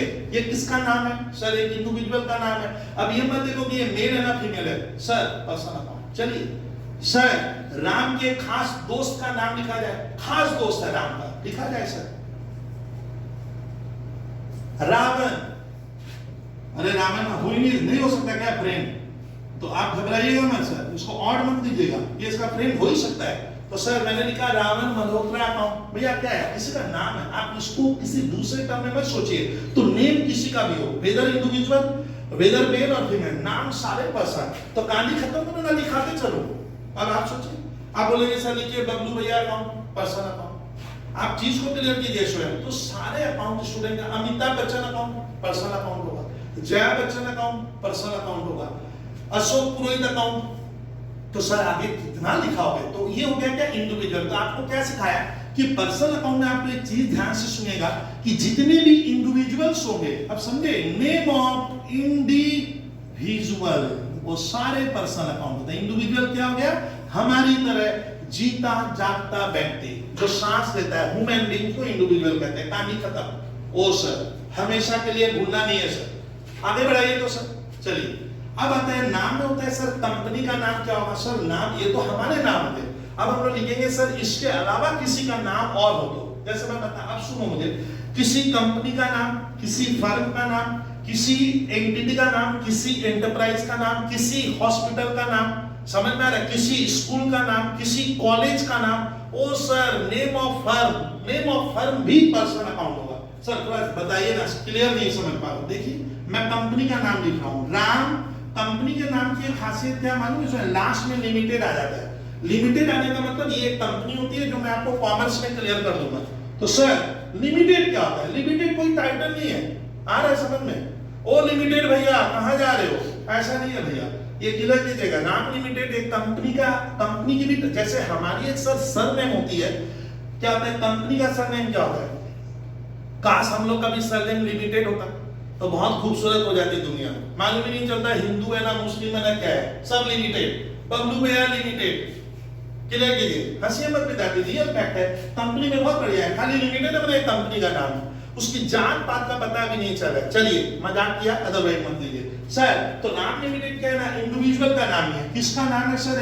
सर यहाँ से ये एक फर्म का नाम हुआ, ये सर एक फर्म का नाम है, या इसको हम लोग अकाउंट्स में या कॉमर्स में कहते हैं ये कंपनी का नाम है सर। इसमें और इसमें क्या फर्क है मालूम है? ये जीता जागता है, ये सांस लेता है, बट ये सांस नहीं लेता है, एक नाम है। और कंपनी को क्रिएट कैसे करते हैं? तो with the help of law, को हम लोग बाद में लगेंगे। तो सर ये कंपनी का नाम है सर। नाम में थोड़ा सा ऊंच नीच करेंगे आप, देखिए करते हैं, आप ध्यान से देखिए। मैंने लिखा सीता प्राइवेट लिमिटेड अकाउंट, कोई फर्क नहीं पड़ता है, ये भी क्या है? एक फर्म या कंपनी है। तो क्या हुआ स्टूडेंट? Personal account. यानी पर्सनल अकाउंट क्या होता है सर? मेरा नाम, किसी फर्म का नाम, चलिए कि स्कूल का नाम लिखा जाए सर, कोई स्कूल का नाम सर आप लिखवाइए तो सर देखा जाए। देखिए ARY R A Vidyapeeth account, देखिए तो सर ये क्या है मालूम है? ये एक स्कूल का नाम है। आर्य विद्यापीठ एक क्या है? स्कूल है। तो स्कूल का नाम भी सर क्या होगा आपका? इंडिविजुअल नहीं है। तो स्वयं ध्यान से क्या बोले सर, क्या बोल रहे हैं? Name of individual, name of firm, name of company, name of organisations, name of institutions, name of school, name of college, name of bank. Sir bank का नाम भी लेंगे, हाँ लिखते हैं सर, ठीक है। तो 7 नंबर लिखते हैं सर। देखिए थोड़ा सा स्टूडेंट, मैं नाम लिखता हूं state bank of India, SBI, इतना समझ। तो सर ये किसका नाम है? ये बैंकिंग का नाम है सर। बैंक का नाम भी क्या होगा? पर्सनल अकाउंट होगा। इसमें स्टूडेंट का पर्सनल अकाउंट आपको क्या सिखाए? एकदम फंडा क्लियर करे सर। इंडिविजुअल का नाम, फर्म का नाम, कंपनी का नाम, स्कूल का नाम, कॉलेज का नाम, यूनिवर्सिटी का नाम, वगैरह वगैरह, जितने नेमिंग वर्ड होंगे पर्सन। अब सुनिए, इंडिविजुअल हम लोग में ऐसे पर्सन को क्या कहते हैं मालूम है? जो पर्सन स्टूडेंट कानून की मदद से बनते हैं, ठीक है। तो ये हो गए नेचुरल। नेचुरल अब तो समझ सकते हो नेचुरल क्या होता है? जैसे सन की लाइट नेचुरल है। अरे अब घर में हम लोग जो ट्यूब लाइट जलाकर सर लाइट लेते हैं, वो क्या हो गया? वो आर्टिफिशियल, वो इंसानों ने बनाया है। तो क्लियर कीजिएगा स्टूडेंट, कंपनी कौन बनाता है? हम लोग बनाते हैं। तो कंपनी को मैं कहूंगा आर्टिफिशियल पर्सन। ओ सर, इसका ना पर्सनल अकाउंट में एक होता है इंडिविजुअल, और जितने भी आर्टिफिशियल, आर्टिफिशियल माने कृत्रिम, आर्टिफिशियल मतलब a person created by law, जैसे कोलकाता यूनिवर्सिटी अकाउंट। अच्छा, कोलकाता यूनिवर्सिटी क्या हमारी तरह है जीता जागता? देखा जाए तो है, लेकिन कोलकाता यूनिवर्सिटी स्टूडेंट क्या है? इंडिविजुअल है। किसमें जाता है? आर्टिफिशियल पर्सन टाइप का, यानी हमने बनाया, इंसानों ने बनाया। अब कोलकाता यूनिवर्सिटी आपको पास फेल करने की हिम्मत वगैरह रखती है, इतना कहानी में मैं पढ़ा नहीं, उनको कहते हैं आर्टिफिशियल पर्सन। और एक स्टूडेंट होता है रिप्रेजेंटेटिव पर्सन होता है, रिप्रेजेंटेटिव पर्सन। क्लियर किए स्टूडेंट? सर ये तो पढ़ ही नहीं पढ़ा है, पढ़ेगा। बता, ये लोग रिप्रेजेंटेटिव नहीं है स्टूडेंट, ये सब जाएंगे आर्टिफिशियल में। तो ये एग्जांपल आपने लिखा सर। इसके बाद रिप्रेजेंटेटिव पर्सन थोड़ा सा टफ होता है, बता रहा हूं, थोड़ा चीज को समझना। रिप्रेजेंटेटिव पर्सन को पहले मैं समझाऊं। मान लीजिए स्टूडेंट, एक शादी में मेरी फैमिली को बुलाया गया, कार्ड के ऊपर लिखा हुआ है बबलू चितलांगिया, चीज समझिए, एंड फैमिली। बोलिए तो इसका मतलब क्या होता है? बबलू चितलांगिया एंड फैमिली अगर टेक्निकल टर्म में सोचा जाए तो बहुत ज्यादा डिस्प्यूट हो जाता है। मतलब सामने वाला मुझे शादी के कार्ड के ऊपर क्या लिख के दिया है? सर शादी में आइएगा, अरे बबलू चितलांगिया लिख, एंड फैमिली क्यों लिखा है? मतलब एंड फैमिली, सर फैमिली का मीनिंग तो बता। मेरे तो सारे स्टूडेंट मेरे फैमिली है, तो मैं तो सबको लेके आऊंगा। अब बोलिए, बबलू चितलांगिया एंड फैमिली लिखा है, फैमिली में मेरी पूरी सोसाइटी मेरी फैमिली है, मैं सबको ले जाऊं। तो इसका नाम समझो, बबलू चितलांगिया एंड फैमिली का मतलब वो कह रहा है टेक्निकल टर्म आप आइएगा, और फैमिली का मतलब वो समझ ले रहा है कि मेरे जो माँ बाबूजी है, भाई बहन है, वाइफ है, बच्चे हैं, शायद वहीं तक ना। तो ये देखिए, बबलू चितलांगिया एंड फैमिली, चीज को क्लियर करना स्वयं। तब यहाँ पे रिप्रेजेंटेटिव पर्सन कौन से हो गए? मेरा नाम तो उसमें दिखाई दे रहा है, लेकिन मेरे साथ साथ वो फैमिली को भी बुलाया है। मान लीजिए अब मैं शादी में जा नहीं पाया, मुझे एक जा नहीं पाया, तो मैंने क्या किया, घर के एक जन को भेज दिया, छोटे भाई को बोला एक बार तुम शादी में चला जाना। वो गया, किसके? सर मेरे किसी खास मेहमान की शादी में। वो जब गया तो पूछता क्या बबलू भैया नहीं आया? बोला ना बबलू भैया तो नहीं आ पाए, मैं ही आ रहा हूँ, मैं ही आया हूँ। तो उस समय मालूम है वो मेरे पूरी फैमिली को रिप्रेजेंट कर रहा है। वो कह रहा है कि मेरे को बाद में मान ले वही व्यक्ति कर रहा है, क्या बात है सर आप शादी में नहीं आए? मैंने कहा मैं तो आया था। अरे भाई गया था, तो भाई जो गया वो सबको रिप्रेजेंट कर रहा है, चीज समझिए। तो ऐसे व्यक्ति को कहते हैं रिप्रेजेंटेटिव पर्सन। घर में मान लीजिए कोई, सर आजकल जो फ्लैट में रहते हैं, बड़ी बड़ी बिल्डिंगों में, वहां मीटिंग होती है। तो मीटिंग में क्या होता है स्टूडेंट, कभी कभी मीटिंग में जो जिसके नाम से फ्लैट होता है उसको जाना पड़ता है ना मीटिंग में, भैया आज फ्लैट मीटिंग आप आइएगा।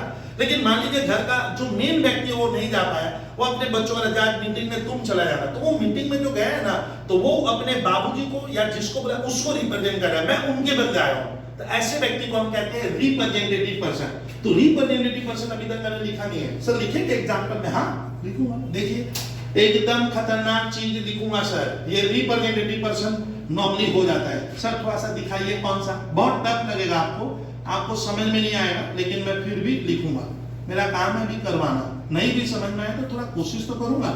आउटस्टैंडिंग वेजेज अकाउंट, वेजेज माने मजदूरी, आप समझते हो ना सर? सर ये तो कुछ पढ़ने ही नहीं पड़ा सर, इंग्लिश इतनी साफ है फिर भी समझ नहीं पा रहा है। आउटस्टैंडिंग वेजेस का मतलब होता है कि बिजनेस को, कि क्या विद्यार्थी बिजनेस को क्या करना है, अपने वर्कर को, ये मान लो मेरे बिजनेस में एक वर्कर काम करता है, इसको मैंने वादा किया है कि तुम नौकरी कर, तेरे को 5,000 रुपया दूंगा। तो आउटस्टैंडिंग वेजेस का मतलब होता है जब वर्कर आपके यहाँ काम करेगा तो आपको उसको सर वेजेस को देना पड़ेगा, वेजेस मैंने मजदूरी।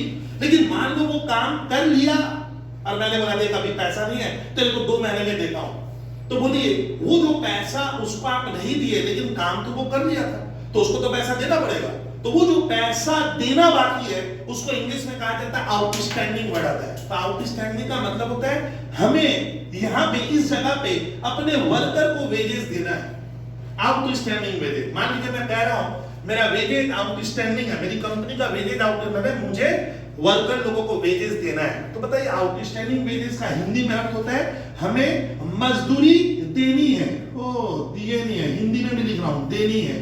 किसको दोगे? ये देखो उस वर्कर को देंगे जो मेरे यहाँ काम किया है। तो इस आउटस्टैंडिंग वेजेस में एक्चुअली उस वर्कर का नाम क्या है, छिपा हुआ है। मुझे वेजेस को वेजेस नहीं देना है, किसको देना है? उस वर्कर को देना है। और वर्कर किसी का क्या है? नाम है। तो ये इतना टफ है स्टूडेंट बिगिनिंग स्टेज में, जब 11 में छाट पढ़ते हैं सीए वाले को भी ये नहीं मालूम रहता है कि आउटस्टैंडिंग वेजेस कौन सा अकाउंट है, पर्सनल होगा। क्यों? क्योंकि उसमें उस वर्कर का नाम छिपा है जिसको मुझे ये वेजेस देना है, यानी वो हिडन है यहाँ पे। इस वर्कर को, मान लीजिए इस वर्कर का नाम है रतन, तो इसका मतलब तो सर मुझे रतन को ये वेजेस देना है, और रतन इसमें कहीं नजर नहीं आ रहा है, तो यानी ये कहीं ना कहीं किसी व्यक्ति के नाम को छिपा कर रखा है, हिडन करके रखा है। तो ऐसे को हम कहते हैं रिप्रेजेंटेटिव पर्सन। इतना समझे, एक बार इतना ही है। ओ सर अकाउंट, बस पर्सन अकाउंट में इस 3 तरह के हैं, individual, name of individual, name of artificial person जितने भी है जिसको हम इंसानों ने बनाया है, जैसे कंपनी, फर्म, पार्टनरशिप फर्म, फिर क्या बोले म्युनिसिपैलिटी का नाम, स्कूल का नाम, कॉलेज का नाम, यूनिवर्सिटी का नाम, नेमिंग वर्ड सारे के सारे पर्सनल अकाउंट में आते हैं। और रिप्रेजेंटेटिव पर्सन मतलब उस वर्ड में, उस अकाउंट में किसी का नाम छिपा हुआ है, हिडन है, जो शुरुआती दौर में बिगिनिंग स्टूडेंट को या जो अकाउंट सीखते हैं अकाउंट, उनको ये पता ही नहीं चलता है क्या है। तो आउटस्टैंडिंग वेजेस का मतलब है हमें वर्कर को वेजेस देना है, इसमें वर्कर का नाम छिपा हुआ है, उस वर्कर को वो वेजेस देना है, वो नाम इसमें नजर नहीं आ रहा है, तब उसको मैं कहूंगा रिप्रेजेंटेटिव पर्सन। तो ये होते हैं पर्सनल अकाउंट। अब देखो इम्पर्सनल कितने इजी है, जो पर्सनल अकाउंट नहीं है वो इम्पर्सनल होगा। तो पर्सनल अकाउंट के बारे में शुरू एक नॉलेज दिया, मेरे मैथ को आप पढ़िएगा, क्वेश्चन आता है बताइए ये कौन सा अकाउंट है, लेकिन एक ट्रेडिशनल क्लासिफिकेशन पढ़ा रहा हूं, ट्रेडिशनल में पुराने जमाने के था। अब सुनिए इम्पर्सनल को कैसे पहचानते हैं, देखो बता रहा हूं, लिख देना कि कोई भी अकाउंट जो पर्सनल अकाउंट नहीं है वो क्या है, इम्पर्सनल होगा। सर आप ही समझे, हम लोग नहीं समझे, दिखा देख इम्पर्सनल में लिखता हूं, एक ध्यान से देखिएगा सर, मशीनरी अकाउंट। अब सोचिए आप, एक छात्र रेस यहां बोला पर्सनल अकाउंट, बोलिए मशीनरी किसी व्यक्ति का नाम है, तो जवाब आता है ना, मशीन किसी इंडिविजुअल का नाम नहीं है, मशीन क्या कोई काल्पनिक पर्सन है, जवाब आता है ना, मशीन कोई रिप्रेजेंटेटिव, तो मशीन सर किसी का नाम है ही नहीं। अगर वो नाम नहीं है, नेमिंग वर्ड नहीं है सर, किसी firm, school, college, institution, hospital का, तो वो हमेशा इम्पर्सनल अकाउंट होगा। तो मशीनरी सिंपल समझना ना, इम्पर्सनल अकाउंट है क्योंकि ये किसी का नाम नहीं है। सर और थोड़ा ज्यादा लीजिए तो क्लियर नहीं हो रहा है, अभी भी दिखा रहा हूं। लैंड अकाउंट, भाई बिजनेस करोगे तो आपके यहाँ जमीन तो आपने खरीदी होगी, लैंड अकाउंट बोलिए तो लैंड किसी का नाम है, लैंड माने जमीन, तो लैंड किसी का नाम नहीं है, किसमें चला जाएगा, इम्पर्सनल अकाउंट है। इम्पर्सनल भैया घबराइए मत, बहुत सुंदर तरीके से कोशिश कर रहा हूं। बिल्डिंग अकाउंट, बिल्डिंग आप समझते हो सर, आपके पास मान लीजिए आपके मम्मी पापा की एक लैंड एंड बिल्डिंग है, आप बोले बबलू भैया मेरी जो बिल्डिंग है ये 30 लाख की है, तो बिल्डिंग अकाउंट कौन सा अकाउंट है, बिल्डिंग चूंकि किसी का नाम नहीं है, किसी व्यक्ति का नाम नहीं है, आप समझ रहे हो, किसी फर्म कंपनी का नाम नहीं है, चले आओ भैया इम्पर्सनल में जाएगा बिल्डिंग अकाउंट। बिल्डिंग क्या है मालूम है, रियल में एक प्रॉपर्टी है, एक एसेट्स है। सर थोड़ा आगे और बताइए, तो अभी भी थोड़ा कंफ्यूजन मन में आ रहा है सर। कैश अकाउंट, कैश में मान लीजिए आपके पॉकेट में 500 रुपए है भैया, तो 500 रुपए आपको क्या कहोगे, कैश है, कैश है, मेरे पास कैश है 500 रुपए, तो कैश अकाउंट क्या किसी का नाम है, तो बुद्धि लगाओ, पर्सनल है, रियल है, नॉमिनल है, सॉरी गलती हो गई, पर्सनल है ना सर, कैश किसी का नाम नहीं है, किसमें डाल दो भैया, इम्पर्सनल अकाउंट में जाएगा। बहुत ध्यान से सर, एक दो और लीजिए, अभी भी मन में थोड़ा सा किंतु परंतु रह रहा है सर। कार अकाउंट, कार मतलब मान लीजिए सर किसी कंपनी के पास 25 लाख की कार है टोटल, कार आप समझते हो सर, कार किसी का नाम है, मेरी तरह अकाउंट से नाम नहीं है, पहले बुद्धि लगा वो सर, ये तो इंडिविजुअल का भी नाम नहीं है, ये कोई आर्टिफिशियल पर्सन भी नहीं है, ये कार क्या हो गया, इम्पर्सनल अकाउंट में जाएगा। आप ध्यान से देखिए सर, थोड़ा सा और लीजिए ना सर, अभी भी क्लियर नहीं हो रहा है। सैलरी, आउटस्टैंडिंग वर्ड नहीं है, कंफ्यूज मत है। सैलरी मतलब होता है जो मेरे यहाँ काम करते हैं उनको मुझे एक सैलरी तनख्वाह तो देनी पड़ेगी। अब बताइए सैलरी क्या, खाली सैलरी, आउटस्टैंडिंग मत भूलिए, सैलरी मतलब जो मैंने दे दिया, तो सैलरी स्टूडेंट क्या है, किसी इंडिविजुअल का नाम नहीं है, सैलरी आर्टिफिशियल पर्सन नहीं है, सैलरी, तो सैलरी क्या होगा मालूम है स्टूडेंट, इम्पर्सनल अकाउंट में जाएगा। सर थोड़ा सा और डाउट आ रहा है, थोड़ा और बढ़ाइए तो 2-4 तक थोड़ा और क्लियर करते हैं, आप क्या बोलना चाह रहे हो। देखो रेंट अकाउंट, रेंट माने भाड़ा, अरे नहीं आप कोई जगह लेंगे, कोई भी प्लेस लेते हैं, हर प्लेस का आपको रेंट देना पड़ता है, एक तरह का रॉयल्टी होता है, क्या नहीं मतलब, तो रेंट है, तो सर रेंट बिजनेस को रेंट देना पड़ सकता है, क्योंकि बिजनेसमैन ने जो अपना बिल्डिंग है वो रेंट पे लिया है, तो रेंट किसी का नाम नहीं है, तो क्या होगा इसमें, वो इन पर्सन में जाएगा। तो आपको पहले क्या सोचना है कि सर पर्सनल ना इन पर्सन, पहले ये बुद्धि लगानी होगी सर पर्सनल ना इन पर्सन। सर एक दो और लीजिए ना सर, थोड़ा सा और क्लियर करना है हमें, दिखा रहा हूं उसमें, बहुत ध्यान से सुनना। भाड़ा, अच्छा जब हम गुड्स खरीद के लाते हैं तो हमें कैरेज देना पड़ता है, क्लियर किए, कैरेज। कैरेज मतलब होता है जब आप गुड्स लाओगे अपनी दुकान में, फैक्ट्री में, तो आपको रिक्शा वाला को, रेलवे को, आप अगर सर फ्लाइट से मंगवा रहे हो उनको पानी जहाज से आएगा तो उनको भाड़ा तो देना पड़ेगा। तो भाड़ा देना सर एक खर्चा है, भाड़ा किसी का नाम नहीं है, कैरेज किसी इंडिविजुअल का नाम नहीं है, आर्टिफिशियल पर्सन नहीं है, तो कैरेज क्या हो गया, इन पर्सन अकाउंट हो गया। तो इसमें सर इन पर्सन अकाउंट में एक्चुअली होता है क्या वो सुनना, पहले आप ये समझिएगा, पहले आप तर्क कीजिए पर्सन है कि नहीं है, पर्सन है कि नहीं है, नहीं है डाल दें इन पर्सन। लेकिन होता है क्या स्टूडेंट, अब सुनिएगा, इन पर्सन अकाउंट को आगे जाकर हमारे अकाउंटेंसी पेपर में दो भागों में बांटा जाता है। अब यहां सोचना, ये एक आइडिया दिए तो अब देखिए इन पर्सन अकाउंट को अकॉर्डिंग टू नीड ध्यान रखिएगा स्वयं कि ट्रेडिशनल रूल में इन पर्सन अकाउंट को भी स्वयं दो भागों में बांटा गया है। सर ये थोड़ा बताइए तो समझ में नहीं आ रहा, सडनली आप दो क्यों करते, देखिए एक होता है रियल अकाउंट और एक होगा नॉमिनल अकाउंट। ओ सर तो पहले आप देखो whether is comes under the personal और इन पर्सन, पर्सन है कहानी खत्म, पर्सन है उधर जा इन पर्सन। अब इन पर्सन का टेक्निक बता रहा हूं, इन पर्सन को आगे दो भागों में बांटा जाता है। इन पर्सन में दो होता है, एक रियल और एक नॉमिनल। रियल अकाउंट में जितनी भी प्रॉपर्टी होती है, प्रॉपर्टी एसेट्स, प्रॉपर्टी वर्ड बेहतर रहेगा, जो भी प्रॉपर्टी होती है स्टूडेंट वो सारी रियल अकाउंट होती है। सर 5-10 एग्जांपल दीजिए ना तब बेहतर क्लियर होगा हमारा। देखो प्रॉपर्टी का नाम लिखता हूं, सुनिएगा इसमें, प्लांट एंड मशीनरी, इसमें बोलिए प्लांट एंड मशीनरी क्या किसी व्यक्ति का नाम है, ना सर, समझ गए, तो plant and machinery in person है। अब देखिए ये प्रॉपर्टी है क्या, हाँ प्लांट एंड मशीनरी प्रॉपर्टी है, क्लियर कर पा रहे, प्रॉपर्टी मतलब एसेट्स है, इसकी लाइफ क्या 1 साल से कम है ना ज्यादा है, तो 1 साल से ज्यादा एग्जिस्ट मोर देन 1 ईयर, इसको हमने क्यों खरीदा है, झूला झूलेंगे क्या, ना सर, इसको हम फैक्ट्री में यूज करेंगे, यानी यूज के लिए लाया, और मेरा बेचने का क्या नहीं है, कोई इरादा नहीं है बेचने के, सेल करने के लिए नहीं लाया। तो प्लांट एंड मशीनरी स्टूडेंट क्या हुआ, बिजनेस का प्रॉपर्टी हुआ। प्रॉपर्टी सारी रियल अकाउंट होती है, प्रॉपर्टी संपत्ति रियल अकाउंट में डाल देना। सर और लीजिए, आप क्लियर नहीं कर पा रहे अभी भी, बेसिक नहीं दूंगा लेकिन आप समझिए, furniture and fixture account, fixture, चलिए खूबसूरती से लिख देता हूं FIXTURE। अब देखिए फर्नीचर एंड फिक्सचर। अच्छा बबलू सर आपके घर में गए तो तुम बोलोगे बबलू भैया जमीन पे बैठिए, आजकल का ट्रेंड ऐसा नहीं है, होता है क्या सर, कोई जीता है जमीन पे बैठ जा, ऐसा तो होगा नहीं। तो मोटा मोटी फर्नीचर आप समझते हो सर, फर्नीचर क्या होता है, एक प्रॉपर्टी है जिसकी लाइफ 1 साल से ज्यादा है। और फिक्सचर, फिक्सचर उसको कहते हैं इसमें वो पोर्शन फर्नीचर का जो एक जगह फिक्स हो जाता है। आजकल सर वो उस तरह का फर्नीचर बाजार में बन रहा है जो एक जगह फिक्स हो जाएगा, तो उसको कहते हैं फिक्सचर। तो इसमें फर्नीचर में फिक्सचर प्रॉपर्टी है। तो मान लीजिए घर में सोफा सेट है, तो सोफा सेट हम लोग ये सोच के थोड़ी खरीदते हैं कि आज खरीदे कल बदल देंगे, मान के चलेंगे उसकी लाइफ 1 साल से क्या है ज्यादा है, हमने क्यों खरीदा है, यूज करेंगे और उसको हम बेचने वाले नहीं है, तो वो फर्नीचर एंड फिक्सचर बिजनेस का क्या हो गया, प्रॉपर्टी है। प्रॉपर्टी है, किसी का नाम नहीं है, इधर ध्यान दीजिए, नाम होगा तो पर्सन भूल जाइए सर, इन पर्सन के भीतर भी कौन सा रियल प्रॉपर्टी हुआ सर। और लीजिए तो अभी भी मन में थोड़ा किंतु परंतु बना ही रह रहा है सर, किंतु परंतु जो बना रहेगा तो हम और सुनेंगे। मोटर व्हीकल, भाई आपने अभी के यंग बच्चे स्टूडेंट स्कूटी खरीदते हैं, बुलेट खरीदते हैं। मैंने बुलेट में कुछ ऐसे छात्रों को देखा है जिनका वजन है 25 किलो, बुलेट है 150 किलो का, गिर गया उठा नहीं पा रहा।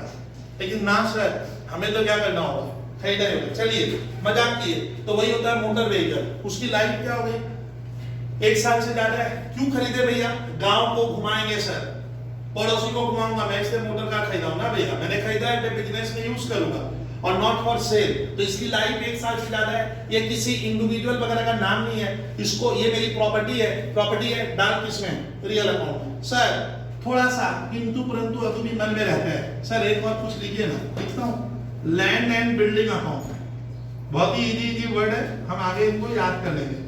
लैंड एंड बिल्डिंग आप समझते हो, लैंड, लैंड के ऊपर बिल्डिंग ना, बिल्डिंग के नीचे लैंड है। तो चलिए land and building, sir land and building की लाइफ कितनी है, सोचो 1 साल से ज्यादा है। बिजनेसमैन ने इसको क्यों खरीदा या बनवाया?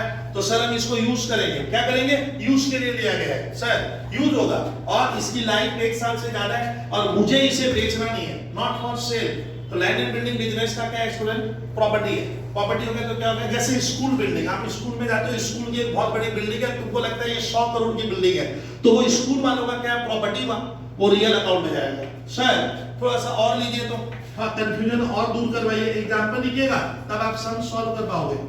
कैश इन हैंड, मेरे जेब में 5000 रुपया, 5000, बोलिए कैश। कैश मतलब किसी का नाम है क्या? नाम होगा तो पर्सन, नाम नहीं है, इसका मतलब इन पर्सन अकाउंट। कैश क्या है? प्रॉपर्टी है सर, ध्यान रखिएगा। इस कैश को मैं किसी भी काम में क्या कर सकता हूँ? यूज कर सकता हूँ। तो कैश आपका प्रॉपर्टी है बिजनेस का, रियल अकाउंट में जाएगा, ये रियल है। क्लियर कीजिए सर। थोड़ा सा और बोलिए तो एक दो थोड़ा और जान लेते तो थोड़ा बेहतर होता है। अब सुनिए, थोड़ा टफ टाइप का आइटम लिखूंगा है, goodwill account. Low, plant and machinery student हम समझते हैं, आप समझते हो प्लांट एंड मशीनरी क्या होता है सर? इतना आप समझ लो सर। फर्नीचर और फिक्सर जो एक जगह फिक्स हो जाता है तो वो समझ में आ रहा है, लेकिन सर ये गुडविल नहीं समझ में आ रहा है। बोलिए गुडविल किसी का नाम है ना? गुडविल किसी इंडिविजुअल का नाम नहीं है। तो गुडविल क्या मालूम है? गुडविल एक ऐसी प्रॉपर्टी है, मैंने पढ़ाया था, जिसको हमें बनाना पड़ता है। We have to create goodwill by our effort.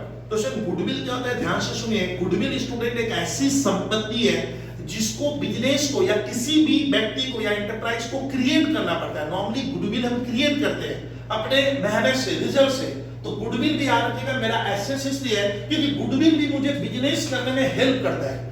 Goodwill भी मुझे बिजनेस करने में क्या करता है स्टूडेंट? हेल्प करता है। गुडविल के द्वारा भी कस्टमर आते हैं और गुडविल से मेरे प्रॉफिट कमाने की क्षमता बढ़ती है। तो गुडविल को हमारे इंडियन हिस्ट्री में स्टूडेंट एसेट्स माना गया है। ये आंखों से दिखती है ना, गुडविल दिखती नहीं है। मैं कहूंगा देख गुडविल ना, दिखेगा नहीं। आप लोग अभी यंग स्टूडेंट हो, सुशांत सिंह राजपूत देखिए तो भैया 2011-12 में सीरियल में आया, क्या नाम कमा लिया था आप देखिए सर। उसके डेट के बाद उसकी गुडविल है, रेपुटेशन है, बच्चों का या हर व्यक्ति का उसके प्रति लगाव है। तो सर उसका इतना पोस्ट आ रहा है, क्या क्या नहीं हो रहा आप सोचिए। तो उसने गुडविल बनाई थी सर 2011 में, उसे कोई नहीं जानता था। 2020 में उसको इंडिया पूरा वर्ल्ड जानता है। तो सर वो गुडविल उसने क्रिएट की थी अपने अकेले के बलबूते पे। जो सीरियल का पैसा नहीं ले रहा था, अब वो पैसा मांग रहा था, किस चीज का? गुडविल का। तो गुडविल उसकी इनटेंजिबल शक्ति थी स्टूडेंट, इनसेंटिबल एसेट्स था उसके लिए, जो उसने क्रिएट की थी उसका उसे वैल्यू मिलता था। वो होती है सर गुडविल। बहुत ही जबरदस्त काम करता था, आप लोग जानते हो सर। तो गुडविल क्या होती है सर? एक प्रॉपर्टी मानी जाती है। अगर आपने गुडविल बना ली है तो मान लीजिए आपको बिजनेस को बहुत सालों तक उसका फायदा मिलेगा, बेनिफिट मिलेगा। यानी गुडविल को हमारे इंडियन अकाउंट्स में एसेट्स माना गया है। इसमें एकदम डाउट मत रखना कि गुडविल एसेट्स नहीं है सर, बकवास बात है, गलत कह रहे हैं। गुडविल होने से हम अपने प्रोडक्ट को आराम से बेच सकते हैं। गुडविल अगर मैंने बना ली है तो मेरे को प्रोडक्ट को मैं जिस दाम में चाहूं उस दाम में भी बेच सकता हूं। तो गुडविल एक अलग टाइप की चीज होती है इसमें, आप क्लियर कर पाए। इसमें मैं एक स्टूडेंट को बोला कि देख एक पान दुकान में नौकरी है, करेगा क्या? अब बोले पान की दुकान में, हाँ चार्टर्ड अकाउंटेंट बोला पान की दुकान में लग गया। उसको क्यों नहीं लग रहा है? पान दुकान में, सर उसकी गुडविल कहां है? लेकिन मैंने उसको क्या बोला, रिवर्स मत दीजिएगा, मैंने बोला उसको रजनीगंधा कंपनी में अकाउंटिंग का पोस्ट है, 20 लाख देगा, लग जाएगा। बनाता तो पान का मसाला ही है, देखा जाए तो दोनों में फर्क क्या है? उसमें नहीं जाएंगे क्योंकि उनकी क्या है? गुडविल है सर। गुडविल को कैसे भी सोचे, गुडविल उसने बनाई है सर। बाजार में प्रोडक्ट बिकता है, अच्छा ना खराब उसमें नहीं लगेगा, बाजार में प्रोडक्ट बिकता है, उसको लग रहा है कि रजनीगंधा कंपनी में मैं नौकरी कर लूंगा तो सर वो कंपनी अभी बंद होने वाली नहीं है, उससे मुझे बहुत साल तक टिकाऊ नौकरी मिलेगी, मेरा जल्दी से जॉब मिल जाएगा, पैसे भी ज्यादा मिलेंगे। That is goodwill. गुडविल की वजह से वो वहां नौकरी करने चला गया सर। तो इसका मतलब स्टूडेंट क्या होता है? गुडविल एक तरह की अदृश्य शक्ति होती है जो हमें बिजनेस में हेल्प करती है, प्रॉफिट लाने में हेल्प करती है, कस्टमर बढ़ाने में हेल्प करती है, एनर्जी लाने में हेल्प करती है, कंफर्ट हमारा बढ़ जाता है। तो सर वो होती है गुडविल, जो हमें बनाई है वो मेरी प्रॉपर्टी मानी जाएगी। गुडविल किसी का नाम नहीं है, गलती मत करना, रियल अकाउंट। तो सर प्रॉपर्टी डाल दीजिएगा किसमें? चलिए शॉर्ट में लिख लो, जितना भी प्रॉपर्टी होगा आपको धीरे धीरे समझ में आ जाएगा, वो रियल में जाएगा। नॉमिनल में क्या जाता है मालूम है? अब बिजनेस करने के लिए डे टू डे खर्चा लगेगा, एक्सपेंस। सर बिजनेस में लॉस हो सकता है, तो एक्सपेंस लॉस। बिजनेस करोगे तो सर इनकम नहीं होगा तो आपका बिजनेस चलेगा कैसे? और एक होता है गेन। ये 4 वर्ड में गौर कीजिए, ये चारों अगर है तो सर वो नॉमिनल अकाउंट। सर पहले नहीं पढ़ा था, बताइए तो सर। ये देखो सैलरी अकाउंट। अब कहानी बनाता हूं, सैलरी है तो इम्पर्सनल, सैलरी किसी का नाम है ना सर, ना सर, सैलरी किसी का नाम नहीं है, पर्सनल नहीं होगा, नेमिंग वर्ड पर्सनल, तो नाम तो है नहीं। सैलरी प्रॉपर्टी है ना, सैलरी प्रॉपर्टी नहीं है, कंफ्यूज मत होना। सैलरी एक क्या है, खर्च है, यानी मैं दूंगा तो खर्चा और मिलेगा तो इनकम, तो भले वो खर्च हो या इनकम हो वो नॉमिनल में चला जाएगा। तो आपको स्कूल के पेपर में लिखिएगा सैलरी इम्पर्सनल अकाउंट है, और इम्पर्सनल के भीतर भी कौन सा, हाँ नॉमिनल अकाउंट है। अच्छा एक छात्र क्या करता है, तो ऐसा सैलरी हम क्या रहे, सैलरी बिजनेस देगा, बिजनेस देगा, सैलरी तो एम्प्लॉय, भाई एम्प्लॉयर तो एम्प्लॉय को रखता है, तो मुझे तो उसे सैलरी तनख्वाह देनी पड़ेगी, तो सैलरी नॉर्मली हम मानेंगे हमारा खर्च है, मैं दे रहा हूं, और अगर आपको मिल रही है तो आपकी इनकम है, इनकम होने पे भी ना, तो एक चीज ध्यान रखना, यहाँ खर्चे के साथ इनकम भी आ गया, तो दोनों इसमें आएगा। अगर वो खर्चा है तो नॉमिनल अकाउंट में आएगा, अगर वो इनकम है, खर्चा का उल्टा इनकम होता है, नॉमिनल होगा। अब बता रहा हूं, उसमें बताइए आप मुझे ट्यूशन फी देते हो, हाँ सर देते हैं, ट्यूशन फी आपके लिए क्या है, सोचिए एक्सपेंस है, खर्च है, रेवेन्यू एक्सपेंस मैं पढ़ाया हूं, लेकिन बबलू सर के लिए इनकम है। यानी एक चीज ध्यान रखना, सामने वाले का जो खर्चा है ना वो अपोजिट हैंड में इनकम ही होता है ज्यादातर, यानी खर्चा और इनकम दोनों भाई भाई है, दोनों नॉमिनल अकाउंट में आते हैं, जबकि दोनों अपोजिट वर्ड है। सुने, आप स्कूल को फीस देते हो, हाँ सर स्कूल वाले को फीस देते हैं, आपके लिए एक्सपेंस है, स्कूल वालों के लिए इनकम है, इनकम है स्कूल फीस। तो इनकम क्या होगा, जितना भी इनकम टाइप वर्ड है, जितना भी एक्सपेंस टाइप सर वर्ड है, वो सब नॉमिनल अकाउंट के कैटेगरी में आते हैं, उनको नॉमिनल में छांटना सिखा रहा हूं सर, छांटेंगे कैसे, नॉमिनल अकाउंट में डालेंगे। सर एक और लीजिए तो, अच्छा सैलरी के बाद एक वेजेज आता है, सर वेजेज और सैलरी तो एक ही चीज है, सैलरी मतलब भी क्या होता है, मजदूरी, जो नौकरी करता है उसको सैलरी दे रहे हो, वेजेज में भी आप क्या करते हो, तनख्वाही देते हो, सैलरी, लेकिन दोनों में टेक्निकल डिफरेंस है तो दोनों एक चीज, वेजेज किसी का नाम नहीं है, पर्सनली होगा। वेजेज सर कोई संपत्ति है क्या, ना सर प्रॉपर्टी नहीं है, तो वेजेज किसमें गया, एक्सपेंस है।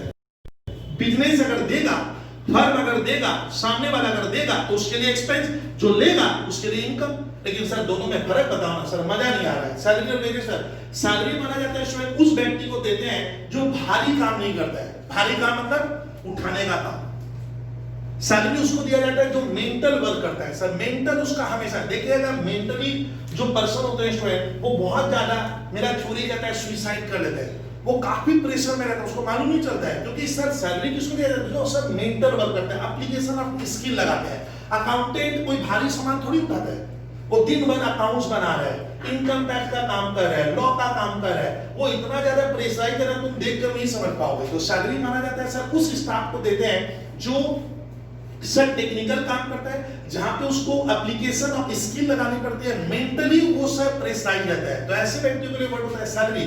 और जो भारी काम करते हैं, जैसे फैक्ट्री में मजदूर भाई, वो होता है वेजेज। तो वेजेज में आपका फिजिकल एफर्ट ज्यादा लगता है, वेजेज में आपको सर अपने शरीर को ज्यादा देना पड़ जाता है, तो वो होता है भारी काम, मैं उसको ऐसे, उसके लिए वर्ड होता है वेजेज। तो फैक्ट्री में जो सर हम अपने वर्कर को देते हैं ना, वो वेजेज हो जाएगा, क्योंकि वो भारी काम करता है, सामान एक जगह से दूसरी जगह ले जाता है, प्रोडक्शन करता है, उनका मेंटल, उनको इतना अपना, उनको बहुत बड़ा इतना पीस बना देगा, उसको कोई फर्क नहीं पड़ता है। लेकिन सर जो बनवाने वाला है, जो सुपरवाइजर है, जो मेंटली वर्क करता है, तो वहां पे आ जाती है सैलरी। तो बस आप इतना ध्यान रखिएगा, दोनों में एक हल्का फुल्का टेक्निकल डिफरेंस है, जो लॉ में आप आगे पढ़ लोगे। चलिए सर और बताइए आप, सर आप तो एक्सपेंस की बात कर रहे थे, चलिए आप कहानी लिखो, रेंट अकाउंट एक्सपेंस है, लेकिन स्कूल वाले बड़े खतरनाक होते हैं, मालूम है, वो आपको दे देगा रेंट रिसीव्ड अकाउंट। अब बोलिए फर्क समझे, रेंट माने भाड़ा, तो रेंट सर किसी व्यक्ति का नाम तो है नहीं, तो स्टूडेंट पर्सनल इसमें नहीं जाएगा, पर्सन में नहीं जाएगा,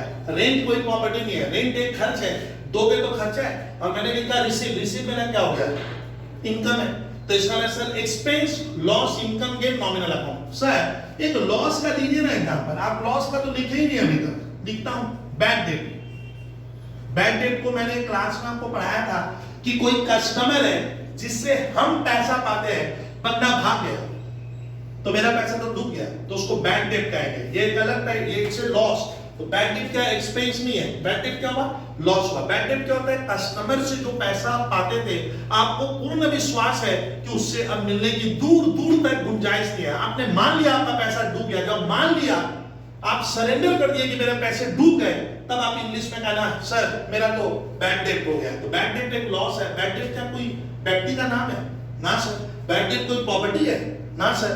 तो बैड डेट लॉस है, किसमें गया, nominal account, loss nominal account में जाएगा। अब आता है सर मान लीजिए जो व्यक्ति मेरा पैसा डुबा कर भाग तो गया, भाग गया, लेकिन सर मान लीजिए वो क्यों चला गया, हो सकता है कि सर उसकी रियल में फाइनेंशियल कंडीशन बहुत खराब है, वो देने लायक नहीं है, उसके मन में इच्छा नहीं है कि आपका पैसा नहीं डुबाऊं, लेकिन क्या करूं सर, मैं इंसॉल्वेंट हो गया हूं, मैं पैसा देने लायक नहीं रहा, बैड डेट हो गया।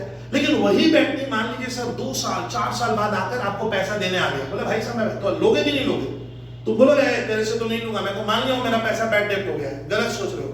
यानी स्टूडेंट जो पैसे बैड डेट हो जाते हैं कोई कारण से, वही पैसा वो बंदा आगे जाकर भविष्य में दे तब क्या होगा, तो उसको तब कहते हैं सर, हम उसका नाम होता है डूबा हुआ पैसा फिर मिल गया, होता है सर ऐसा लाइफ में बहुत बार।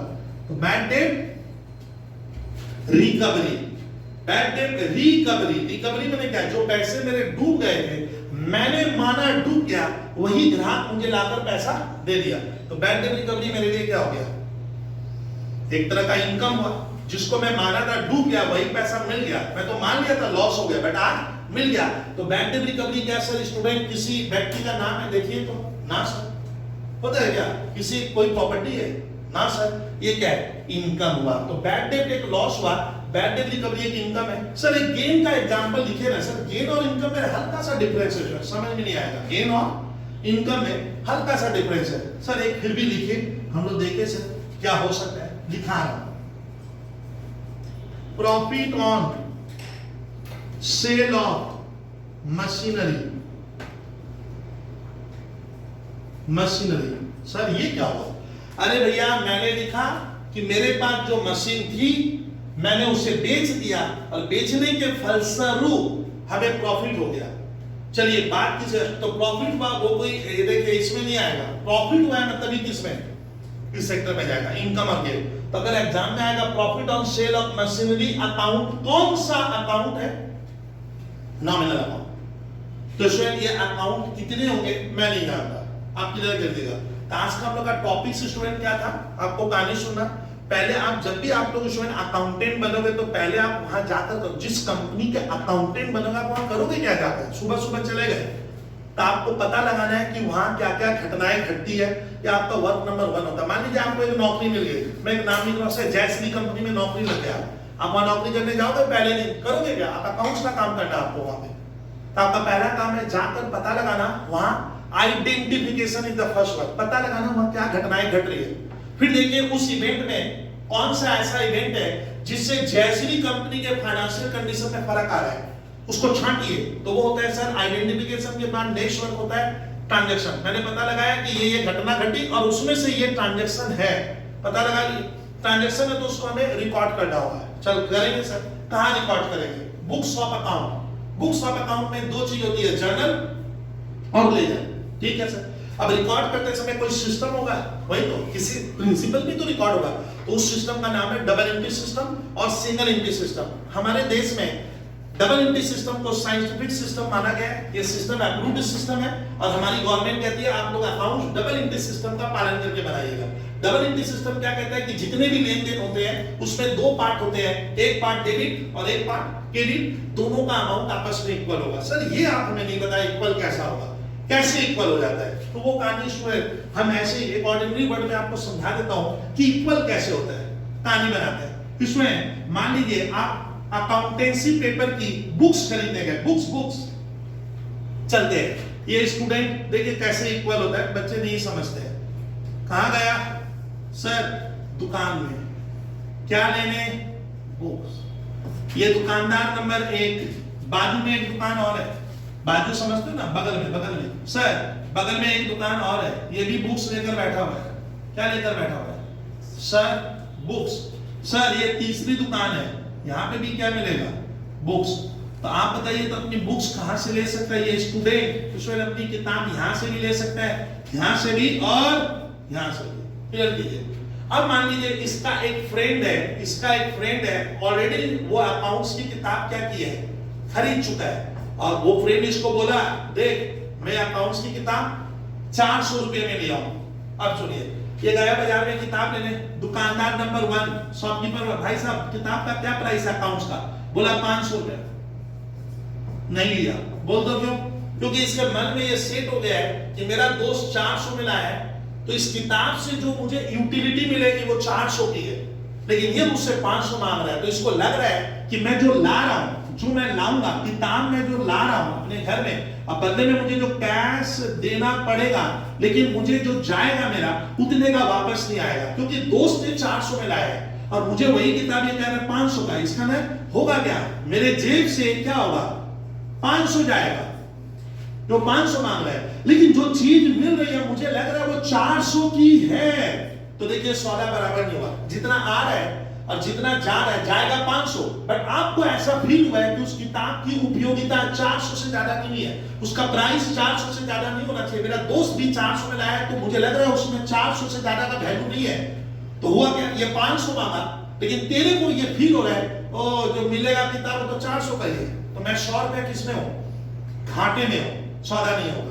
तो डबल इंट्री सिस्टम में क्या कहते हैं, जितना आएगा जितना जाएगा आपस में बराबर होगा, सौदा नहीं हुआ, नहीं लेंगे। बोला 400 लगा, बोला नहीं। मान लीजिए इस दुकानदार के साथ ऐसा हो गया, मान ले रहा हूं मैं कि ये आपको बोला 500, फिर बोला मैं 100 रुपया डिस्काउंट दूंगा, सोच रहा हूं विद्यार्थी, कल्पना कर रहा हूं, बस तुम क्या किए, ले लिए, तो बोला ठीक है लीजिए। तो आपने इसको क्या किया, 400 रुपया कैश दिया, बदले में इससे क्या लाए, बुक्स लाए। अब बताइए जितना आ रहा है और जितना जा रहा है आपस में क्या हुआ, बराबर। आपको ये फील होता है 400 ही गए, अब बदले में जो मिला वो 400 का मिला, मैंने मेरी पोजीशन बराबर है, इंडिफरेंट है, मैं जहां था वहीं हूं। बाबूजी पूछ रहे हैं कि 400 रुपए कहां गए, पापा 400 की किताब ले आया, तो आपके पास अभी भी 400 है और सुबह भी क्या था, 400 था, लेकिन से बदल गया, आपने कैश देकर क्या ले लिया, बुक्स ले लिया। तो यार डबल इंट्री सिस्टम क्या कहता है, जितना जाएगा और जितना आएगा वो हमेशा क्या होता है, इक्वल होगा, ये इक्वल होना जरूरी है, उसी को कहते हैं। उसमें एक हिस्सा डेबिट होगा और एक हिस्सा क्या, क्रेडिट। जब तक ये सौदा नहीं मिलेगा लेन देन नहीं होगा। इस तरह डेबिट वाला पार्ट और क्रेडिट वाला पार्ट इक्वल हो रहा है। फिर से आपने 400 रुपया देकर बुक्स लाई, तो आपको ये फील हो रहा है कि मैं जब दिया उतना ही मुझे बदले में मिलना भी चाहिए, तब लेन देन होता है। यही होता है, आइजैक न्यूटन ने सर यही बोला था कि every action and reaction are equal and opposite. अब आते हैं इसमें डबल इंट्री सिस्टम का लास्ट 3 मिनट का लेक्चर मैं बोलूंगा है क्या। मेरा नोट में स्टूडेंट आपको पेज नंबर 31 में मिल जाएगा। Double entry system is generally accepted system. बोलते हैं जनरली डबल इंट्री सिस्टम वो सिस्टम है जिसके द्वारा हमारे इंडिया में अकाउंट्स बनता है। क्लियर कर पा रहे हो, ध्यान दो स्टूडेंट। बोलते हैं कि जनरली एक्सेप्टेड सिस्टम माने क्या, एक्सेप्टेड माने सब इसको मानते हैं और सभी इसके द्वारा क्या करते हैं, अकाउंट्स बनाते हैं। फिर लिखा हुआ है sir Isaac Newton the scientist invented that. ये बोलता है एक साइंटिस्ट है जिसको आप जानते हो न्यूटन, उसने लिखा था to every action there is an equal and opposite reaction. बोलता है जो भी हम एक्शन लेते हैं उसका क्या होता है, अपोजिट माने इक्वल होगा, माने क्या बोला, एक्शंस आर इक्वल एंड क्या उसका जो रिवर्स मिलेगा वो दोनों आपस में क्या होगा, इक्वल होगा। All actions and reactions are equal and opposite. तो लिखा है कि द डबल इंट्री सिस्टम, अब इसको आप लोग थोड़ा सुनिएगा सारे विद्यार्थी, the double entry system of book keeping is developed on same idea. बोलता है हमारे देश का जो अकाउंट्स बना है, अकाउंट्स में जो डेबिट है, ये बोलता है कि सर आइजैक न्यूटन ने जो सिस्टम बनाया था उसी सिस्टम पे अकाउंट डेवलप हुआ है, यानी अकाउंट्स कहीं ना कहीं हमारे साइंस से क्या कर रहे हैं, लिंक कर रहे हैं।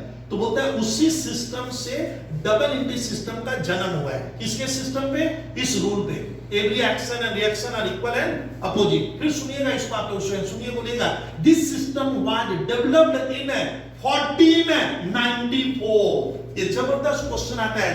बोलते हैं कि डबल इंट्री सिस्टम को कब इन्वेंट किया गया, तो स्टूडेंट डबल इंट्री सिस्टम का जन्म कब हुआ, कृपया लर्न कर ले तो 1494। बहुत ध्यान से, बहुत पहले, अभी हम 2020 में खड़े हैं। Double entry system was developed कब हुआ था, हाँ 1494 में। तो याद रखिएगा double entry system was developed in 1494। ये आता है एग्जाम में कि सिस्टम कब डेवलप हुआ था, कृपया लर्न करना पड़ेगा इसको, आप समझ रहे हो सर, इसका कोई टेक्निकल कैसे बताऊं। तो सर 1494 में ये डेवलप हुआ था और इसको डेवलप करने वाला एक इटाली का व्यक्ति था। सर कहां का था, इटाली का था। याद रखिएगा वो पर्सन कहां का था सर, इटाली का था। और स्टूडेंट बहुत ध्यान से सुनिएगा, इटाली का था और जिस व्यक्ति ने डेवलप किया था उसका नाम बड़ा ऑड टाइप का, आपको याद करना पड़ता है ये वाला, लूका, लिख लीजिए स्टूडेंट, लूका फ्रांस का फ्रा याद रखो है, फ्रा पेशियोली, पेशियोली। तो इस सिस्टम को डेवलप किसने किया था? उसका नाम रखा है स्टूडेंट लुका एल्यूसिए। लुका फ्रा एफआरए फ्रांस का वर्ड है, तो फ्रा पेशियोली इटाली का था। 1494 में स्टूडेंट उसने डबल इंटी सिस्टम को इन्वेंट किया था। ये एक फिलोसोफर था टर्न्ड मैथमेटिशियन। बाद में क्या हो गया, ये मैथमेटिशियन बन गया। उसकी हमको जरूरत नहीं है। हमें पूछेगा डबल इंटी सिस्टम किस सिस्टम पे डेवलप हुआ है, तो ये सर आइजैक न्यूटन के सिस्टम पे डेवलप हुआ है, साइंस का। इसका डेवलपमेंट हुआ था सर, इसको डबल इंटी सिस्टम को इन्वेंट किया गया था 1494 में। इटाली का सर जो व्यक्ति है उसका नाम है लुका फ्रा पेशियोली। उसने इस सिस्टम को फर्स्ट डेवलप किया था। जो पहले तो एक फिलोसोफर था, बाद में वो मैथमेटिशियन बन गया था। चलिए सर, फिर लिखा है उसकी सर ये आपको कौन बता दिया? तो उसकी बुक्स है स्टूडेंट, बुक्स का नाम आप लिख लीजिएगा SUMMA समा SUMMA डेट ऐसे DE डेट अर्थमेटिका अर्थ ARITHME अर्थमेटिका अर्थमेटिक नहीं है भैया अर्थमेटिका समा डे अर्थमेटिका जियोमेट्रिका एकदम याद रखना भैया जियोमेट्रिका बहुत ध्यान से एंड इसमें प्रीपोर्टिनी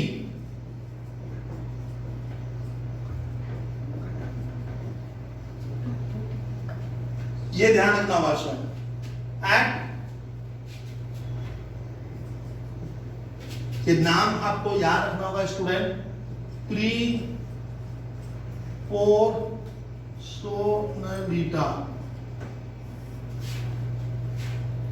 तो इसमें ध्यान रखिएगा डबल इंट्री सिस्टम 1494 में डेवलप हुआ था।